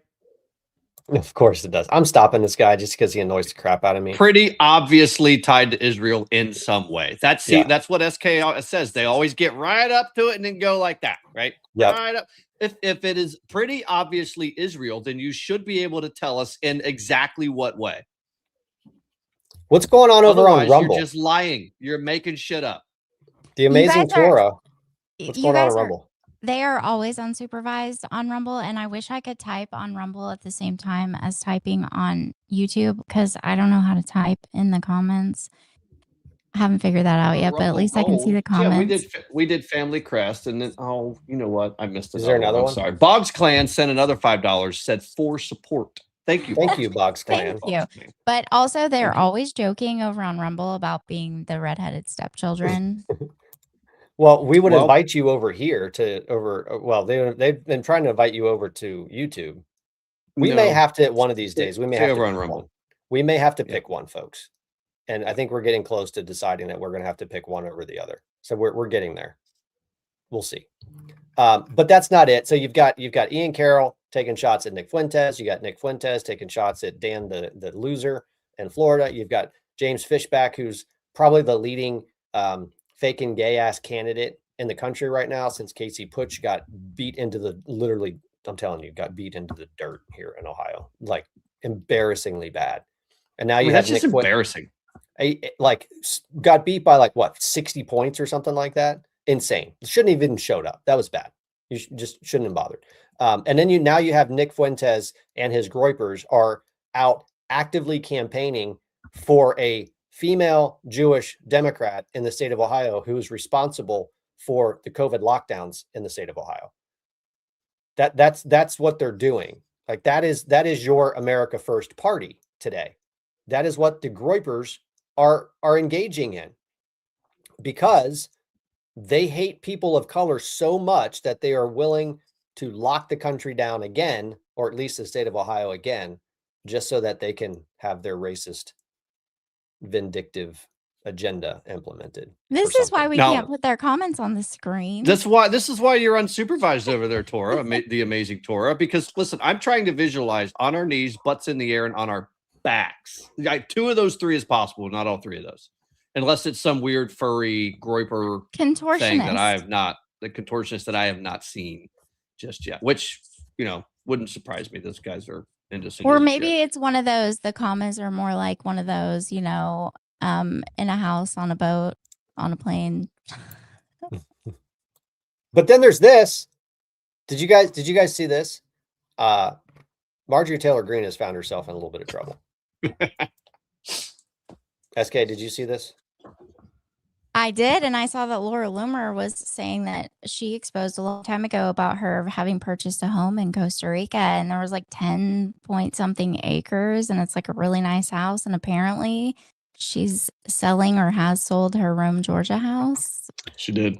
Sold it. It's gone. She now lives in this $5.1 million estate in Costa Rica with some dude, Brett something or other. Brett, some podcaster. Is this the tantric or sex journalist. guy, or is this the personal trainer? Which guy is this? It's not the personal trainer. It's not the I think personal this was trainer. I think this was a congressional aide to somebody or a Senate aide or something like that. He was, Oh, I think, someone who worked in government. I thought one of them was like a tantric. Oh yeah, sex that was one of guru. the affairs that she was accused of having, was with her her fitness instructor, who was like a tantric sex instructor or something like that. At least that's the rumor. That could be totally wrong. I don't know. But Marjorie Taylor Greene she has to now answer a question. Like, how can you be America first when you have fled the country and now live in Costa Rica? I want to know why she fled the country in the first place. What are you fleeing? What are you fleeing from? She responded. She actually responded to Larry. She calls Laura Loomer Larry. It's kind of funny. And her response was pretty well crafted to try to avoid any legal culpability. So she responded to the allegations that she had somehow made $25 million in Congress through insider trading. And in her direct response, she put insider trading in quotation points. She said, "I was not engaged in insider trading." And then she basically went on to talk about Laura Loomer and how awful of a person she is. But at no point did she ever deny that she has sold her Georgia home and moved to Costa Rica. So how do you make the case that you're America first when you no longer live in the country? Because remember, you can't get more America first than being a dual citizen with Armenia, a member of a foreign military, and meeting with the leaders of CARE. Just saying. I think being America first now requires you to like not live here and be dual citizens with other countries and loyal to other countries. I mean, that's what I'm gathering. I don't know what it is. Those of you on YouTube, Prater Dog Deacon for $1, which is blue, by the way, it's not gold, would like you to know that you can switch back and forth like him. You can actually have both browsers open at the same time if you want. SK, there's a tip if you want to know how to do it both. You just have them both open. It's just the tip. It's just a tip. It's just a tip. It's a tip for you. But I think I understand what's happening here. All right. We've got the faking gay ass cult who are trying to destroy each other because I think they're very worried about the possibility that their foreign entanglements are starting to get exposed. I think so. We got a bunch of people in the comments that are not switch hitters. They are definitely, they know what they like and they do not switch. Well, we're talking about YouTube and Rumble, folks. That's what we're talking about. That's all we're talking about. That's nothing else. It's not some on their knees, butts in the air. Kind of, no, it's not green eggs like and that. ham. That was a green eggs and ham reference. I mean, yeah. I don't think it was. I don't think it was a green eggs and ham reference. I think it was. All right. So Laura Loomer posted today, scoop. The entire woke right is about to be totally exposed as stooges for the. That's woke Reich. Woke Reich, sorry, is about to be totally exposed as stooges for the Islamo-imperialist Erdogan, the regime in Turkey, and the Muslim Brotherhood in Qatar. They will claim that they had no idea because the money they had been receiving was and is funneled through thinly veiled cutouts in Holland and the Netherlands, according to my high-level intel source. But it won't matter. The bottom line is this. These people sold out our country for hundreds of thousands of dollars each, collectively millions, and they helped our enemies promulgate sick Islamist talking points to the American people at the expense of our national security. Now, look, you can say whatever you want about Laura Loomer and her intentions, but you cannot deny the fact that this woman doesn't say things that she can't prove. Can I just say that, let's bring this back. Let's make this big again. Hundreds of thousands of dollars each, and we only got $7,000. I didn't get $7,000. Oh, I wasn't supposed to tell you that then. I'm sorry, my bad. Wait, you got get any $7,000? money, but we've been like I every got day. 7,000 rubles. Remember? Which is like $2. It comes in a Q newsletter with expired dry cleaning coupons. I think some people are starting to get very nervous that the gig is up, and SK has been talking about this. I don't know if maybe Laura Loomer is read in on some of the things that we suspect are coming in terms of revelations of who's funding this stuff. But Dan Bongino on his show has been hinting quite a bit lately that we're going to quickly find out that foreign enemies have in fact been paying influencers in this country to do exactly what they're doing. And now you have Laura Loomer saying it's Turkey. And here's the question that I have. Isn't Turkey part of NATO? Yes. They're also a nuclear country too. So we have potentially a NATO partner engaged in a psychological operation to destabilize another member of NATO. You mean again? Again. Or still? Still? So what exactly is the point of a North Atlantic Treaty Organization, of an alliance with countries who allegedly are actively working in a color revolution against your country? Still? Again? Still. Again. They never stopped. They haven't stopped. What exactly NATO are we bad. doing? That's right, K-Pasto. NATO bad. What exactly are we doing? Bad NATO. No This NATO. this is outrageous. If this is true, this is outrageous, because the thing I will remind you of is that we are literally in a kinetic war situation with an enemy who has wished death on this country. We're pursuing nuclear power to be able to potentially blow up the United States and Israel and anybody else that got in our way. And we have allegedly US-based influencers taking money from foreign countries during a time of war to engage in a color revolution. What would you call that? What would you call that? I mean, it may not be the textbook definition of it, but I think it should be tested. That sounds an awful lot like treason to me. Well, that is treason, actually, when you collude with a foreign power to overthrow the United States government. That actually is treason. It's not sedition, which is something different. Sedition, you don't collude with foreign powers, you just do it internally. So It sounds like treason to me. It sounds like treason to me. SK, am I wrong? Is that treason? Does that sound like treason to you? I think Nom is right, PatriotDad. All right. One of them is with foreign countries, and one of them's within the country, against the country. Treason is with foreign countries. Yes. Sedition is not. Exactly. Yeah. That's why J6 was sedition. Mm-hmm. Well, this is why. Well, that was insurrection, except for a few of the seditious conspiracy, but that was also facetious, because we also saw an insurrection last week in Tennessee.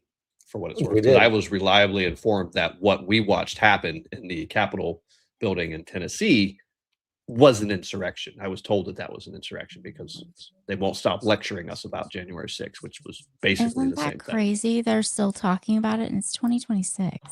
Mm-hmm. Well, I mean, it was worse than Pearl Harbor. It was the worst thing that's ever happened. 9/11 and Pearl Harbor combined. It was way worse combined. than both. It was way worse than that. According to Temu Obama. Temu Obama. Well, all right, SK, I'm queuing you up here. We're going to wrap up with this. I want to make sure we have time to get to it, because this is apparently a very important article that was written by our dear friend Data Republican. Can you give us a little bit of background of what exactly this is and what it's meant to tell us? I can try. I think everybody needs to go read it on X, on Data Republican's X page. But this is about the an essay. Now scroll up a little bit, because I don't remember what it stands for. No, other way down. I mean, scroll down. Yeah, what does that say? National Security Action. This is a Soros organization, and here's some of the people. There's many more, but Susan Rice is in it. Penny Pritzker, Ben Rhodes, Rosa Brooks, Jake Sullivan, William Burns. Also, fun fact, I've seen the entire list of people that were involved, And one of those people is somebody that signed the Intel 51 letter, which is kind of crazy. Well, if you go down, if you scroll up just a little bit, I want to go through this list because so we've got Caroline Tess, Ben Rhodes, Jake Sullivan. Scroll up. Keep going. Go down. Tony Blinken. I don't think he was in there. William Burr, Susan Rice, Samantha Power. All of those people were in the room when they cooked up the Russian collusion hoax, by the way. That's right. Well, and Tony Blinken helped, and Tony Blinken was deeply involved in all of it. He may not have been in the room when they were cooking up the intelligence version of it. But. Oh, wait, is that what she's getting ready to start explaining here? Just, I mean, look, you should, I mean, if we have, I don't know how much time we have, but I mean, it's a really good article and it's probably worth a read. But also, I want everybody to keep in mind that Rice, Rhodes, and Tess were also at the December 9th, 2016 White House meeting where they all conspired to concoct the Russian collusion hoax. This is crazy. The organization's primary funder. Okay, so George Soros obviously is deeply involved in this. Talks about the roster. The National Security Action launched with approximately 70 people. Most of those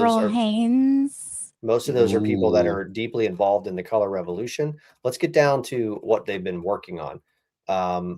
For 12 months and 11 days from January 20th, 2021 to 2022, Kathy Russell oversaw every senior appointment in the federal government.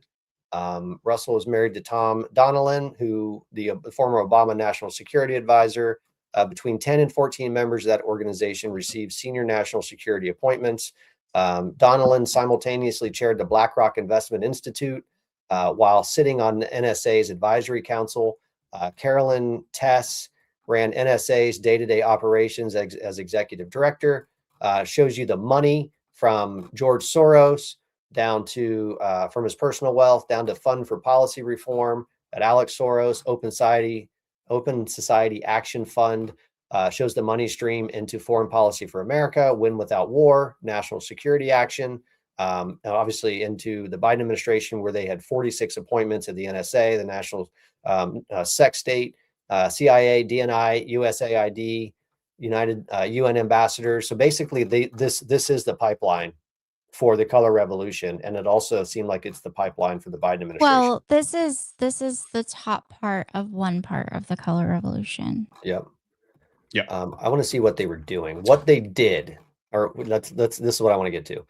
On August 26, 2021, a suicide bomber killed 13 American service members and 169 Afghan civilians at Abbey Gate during the withdrawal from Afghanistan. The House Foreign Affairs Committee's investigation, led by Chairman McCall, found that Sullivan systematically exercised powers over the withdrawal process. Pause. Remember, Jake Sullivan is married to what's-her-face, Goodlander, Maggie Goodlander. I don't know if I put it in Dropbox. If not, I'll put it in there while you're reading, because you're going to have to put this up in a minute. Okay.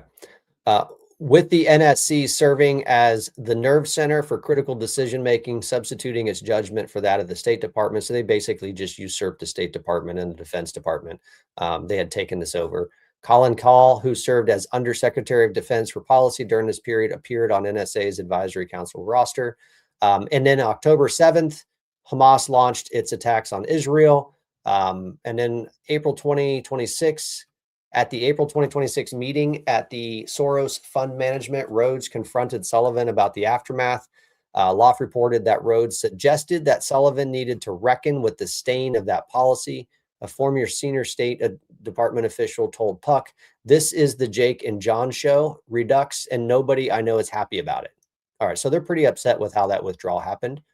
The disillusion. So when Biden took office in January 2021, NSA was supposed to dissolve. Its people were in government. The outside organization was no longer needed. The IRS filings show what actually happened. In 2021, the disillusion year, NSA received $1.5 million from the Open Society Action Fund. Why is the NSA receiving money from NGOs? This is not the National Security Agency. Oh, okay. Which is why I said it was the national, No. whatever. Yeah, it's up there at the top. Got it. It's National Security Action. It's a 501c4 organization. Yeah, this is like washed up. Well, I mean, I'll explain in a minute. All right, I want to get down to what they've done. Like, what is it that these guys were actively doing, SK? Can you summarize that? Are you able to tell us that? Well, I mean, I think you should look at the article a little bit. I mean, she does a really good job. I hate to butcher it Well, and she's really mess I think what she's really good at is she provides a ton of background. I'm trying to like dissolve this down and to understand like what they were doing besides creating a pipeline where all these people were being pumped into government to do whatever it was that the Soros Foundation needed them to do. Well, I'm probably the wrong one to do that. Okay. Well, but I mean, I can try. I would seriously look at this article, and I would encourage everyone to go read it. But here in just a second, I'm trying to get this this thing in here that you need to put up on the screen. And then I will tell you a couple things. Just one second. Right. Is it in the Dropbox? I'm trying to get it there, but I can't multitask. So do we have any? I think this is it in terms of topics. This is the last one. So we're going to wrap up with this. So folks, go read that article. I'm going to read it and we can maybe summarize it better on Wednesday. I haven't had a chance to read it yet. But it looks like it's important. Says photo. It's uploading right now. All right. We'll get that over here. And then I need to get to one more thing. Okay. What's your one more thing while I'm pulling this up? I'm trying to find it. I don't want to mess it up. Is this it? Yes. Make sure you put this up. So remember this photo that was all over the internet for a while, which was Jake Sullivan and Maggie Goodlander's wedding. And then look at the people that are here and look at, well, you guys can't see the whole list, but you'll have to go find the whole list because I don't think it's my place to post it. The people that are involved with that organization, that is a Soros organization, by the way. But I mean, you have all the people here. You have Anthony Blinken, you have Bill Burns, who, by the way, was also involved with the Epstein stuff. You have that Reigns person, Mills, Gordon, Huma Abedin, Samantha Power. Remember, Samantha Power also developed the UN Sustainable Development Goals, and they were real excited when she was chosen to be the head of USAID. Victoria Nuland, which, I mean, can't get more color revolution than Victoria Nuland. Campbell, Lou, Fuchs, Monaco, Samuelson, Deputy Attorney General. Yep. Yes, you have all of them here. And remember, lots of these people were involved in lots of different things, but they're very smart about how they do things. They only let certain people do certain things so that they can kind of keep other people safe from scrutiny so that they can put them in positions of power, like Anthony Blinken as the head of the State Department and Susan Rice, head of domestic policy under the Biden administration. Obama had his hand in all of this, it looks like to me. Still does. Yeah, he still does. He's still playing. He's still involved in all this. Not only is he involved in it, he is trying to salvage what's left of it. I don't know if you guys saw it or not, but Obama was up in Canada meeting with Mark Carney and I can't remember who else was up there. But why on earth is Obama meeting with the leader of Canada right now? He is deeply involved in trying to do whatever they can to rally the troops around what's left of the British imperialist system and create some type of opposition to what Donald Trump is doing on the global scale. So you actually have a former U.S. president who's engaging with foreign leaders in opposition to a stated domestic and global agenda of the president of the United States. This again has a word for it. This guy's in trouble. He should be arrested. Yeah. And if we did we get any of those Cash Patel videos? We do. And yeah, we got Brennan video. I think it's in our text chain. I don't know. Yeah, we got it right here. We got the John Brennan video. Let's play that real quick because he's also FYI involved, possibly allegedly. Cash Patel says I have a bat. Trump says these people are dirty. Todd Blanche says we're lucky to have Trump involved in this. Cash Patel says I have a bat phone into the Oval Office. He has succeeded largely in turning DOJ and the FBI into political arms of his political operation. What still exists in the system to slow that down? I think, as Liz mentioned, there's still a legion of professionals in the law enforcement environment, the Department of Justice, as well as the CIA and other places, the ones who are refusing to follow politically motivated prosecutions, those who are refusing to support any type of political activities on the part of the Trump administration that are inconsistent with the authorities, the responsibilities of the intelligence community, law enforcement community, and Department of Justice. So we have to rely on these individuals to stand up to their professional responsibilities, and also to the courts, to the judges, to those judges who in fact took an oath of allegiance to the law, not to a political party, not to a person. And, I'd like to think that there are still some members of Congress. Certainly, I'm looking for the Republicans who at one point had spoken out against Donald Trump and had spoken in support of the law, but they seem to have just totally caved. And I think, as has been said, what has happened to our institutions is really going to have longstanding damage to these institutions, to our system of justice. Yeah, it needs to. There needs to be longstanding damage to those institutions because you destroyed them, frankly. That's not the part that gets me. He literally just admitted that there are people that are undermining the Trump administration. I think he's blowing smoke because I don't know, maybe John Brennan is unaware, but the Trump administration has removed 250,000 federal employees from the payroll. One of the things that I think Dan Bongino was specifically tasked with doing was reshaping the FBI and identifying and removing every single person who had any role in the lawfare campaigns against Donald Trump. And in the interview that Kash Patel and Dan Bongino both had done with Sean Hannity recently on this podcast, they talk about how they have every single one of them that they were able to identify have been fired. They're gone. Yep. Now, it's possible that they have people that are still actively working on behalf of the globalists, the imperialists, and are doing it quietly. But many of the people that John Brennan would have relied on are gone. They're gone. And that's probably why Kash Patel, recently being interviewed by Sean Hannity, said this. If I can find it here real quick, this is an excellent take on what they have been working on. Patel and the conspiracy.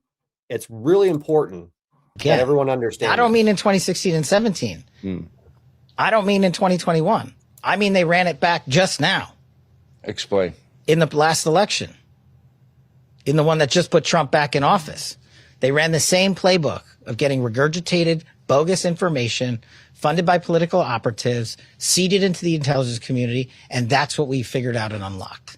And that is what I spend most of my time when it comes to the de-weaponization of government, focused on collecting those bad actors, getting grand juries, getting prosecutors, and building teams around the country, not just in one location, to look at that, because these people haven't stopped.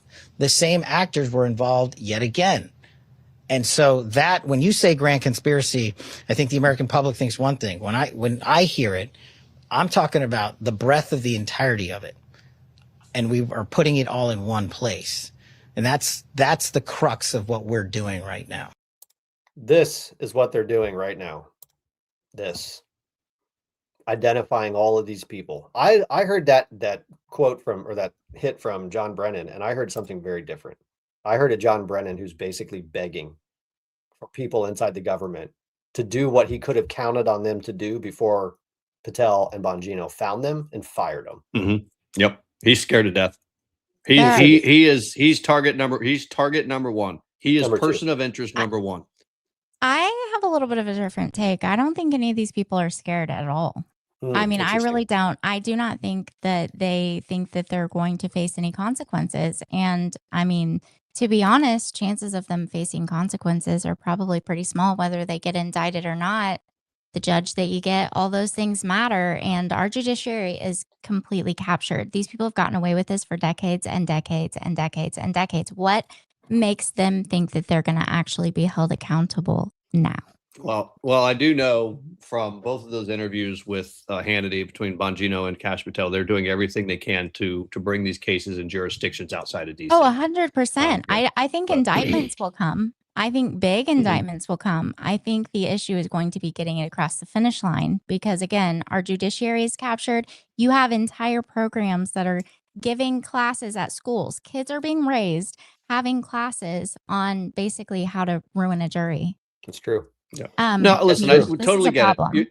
You're totally right about that. But again, the executive branch, the only thing that they can do is they can gather the evidence, they can seek the indictments, they can attempt to prosecute, but they don't have control over all of these federal or all of these district courts. They just don't, or even the grand juries. I mean, but we also know, and we've seen it. Rush used to say it all the time. The process is the punishment for a lot of these people. Just simply bankrupting them.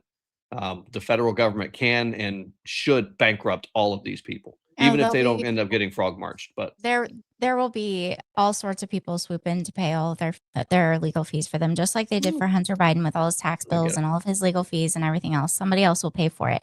But I did want to say before we get ready to go, I saw Andrew Colvette posted today. It made my day. I feel like God is good, and this is just another reminder that God is good all the time. There were protesters outside of Erica Kirk's speech at the commencement for Hillsdale College, I think it was. And just feet away from the protesters that were out there protesting Erica Kirk speaking at this commencement, lightning struck a tree and it like ripped the bark off. It wasn't just a line down the tree, like it splintered the tree. It was a very bad lightning strike, and it was just feet away from the protesters. So, well, you know, that's what happens when you mess with God's anointed. Sorry, bad things happen. Anyway, folks, we're going to wrap. We are over 2 hours. Patriot Mom is looking at me like it's time to wrap it up. We still have some packing to get done, but we'll be here Wednesday and Friday. You guys, are we going Friday? Are we doing a Friday show? I cannot do Friday. My daughter's are we going to be unsupervised, SK? You guys are going to be unsupervised on Friday. Are we? Yes, unfortunately. Yep. So I will not be here on Friday, and then I'm moving next week. So I'll be here sporadically over the next couple of weeks. So Nom and SK are going to have to carry the load, and it might turn into a total crap show. But that's all right, because apparently you guys enjoy it. So whatever. Have fun with it. I have a question because I can't see the numbers. Are our after hours shows where we're unsupervised, do they have better numbers than when PD's here? Because he said that they were better when he's here. I don't. We're gonna have to go back and look. I've looked. Let's do some. Let's put some graphs together. Let's see after this. We got all week to promote our shit show for Friday, unsupervised. And by the way, folks, we have a new song, a new excitement, a new exciting unsupervised song. That's just for intro. That's just for us. Unsupervised. Don't be surprised if that song is don't be surprised if that song is missing from the that's a good song. Don't be mad, Patriot Dad. We love you. You're the dad that we all love. You can delete it from Dropbox, but I have it elsewhere. It is backed up. Don't worry. It is good. It's good. So no, guys, have fun. I'm gonna be around. I'm not gonna ditch you for the next 2 weeks. I may pop in from here and there, but have fun. I'm sure they'll take good care of you. And I know you guys will miss me terribly, but you know, I'm moving. So we will miss you, PD. We're not kidding. I know we like to give you a hard time, but we like it better when you're here. Can we end with the other song? What's the other one called? We have to grab it. Yeah, let's get it. Let's end with that. If I can upload anything. All right, as soon as we start now, y'all need to be hush up as soon as we go.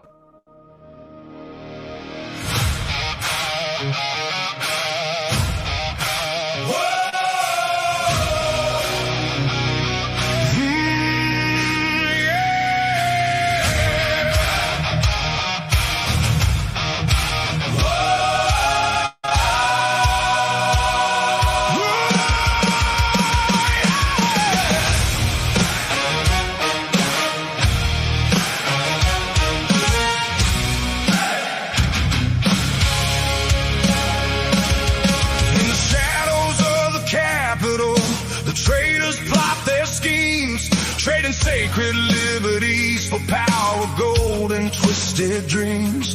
From the broken borders to the fields our forefathers tilled. The enemy is prowling, truth is silenced, honor killed. But I'm a patriot source, forged in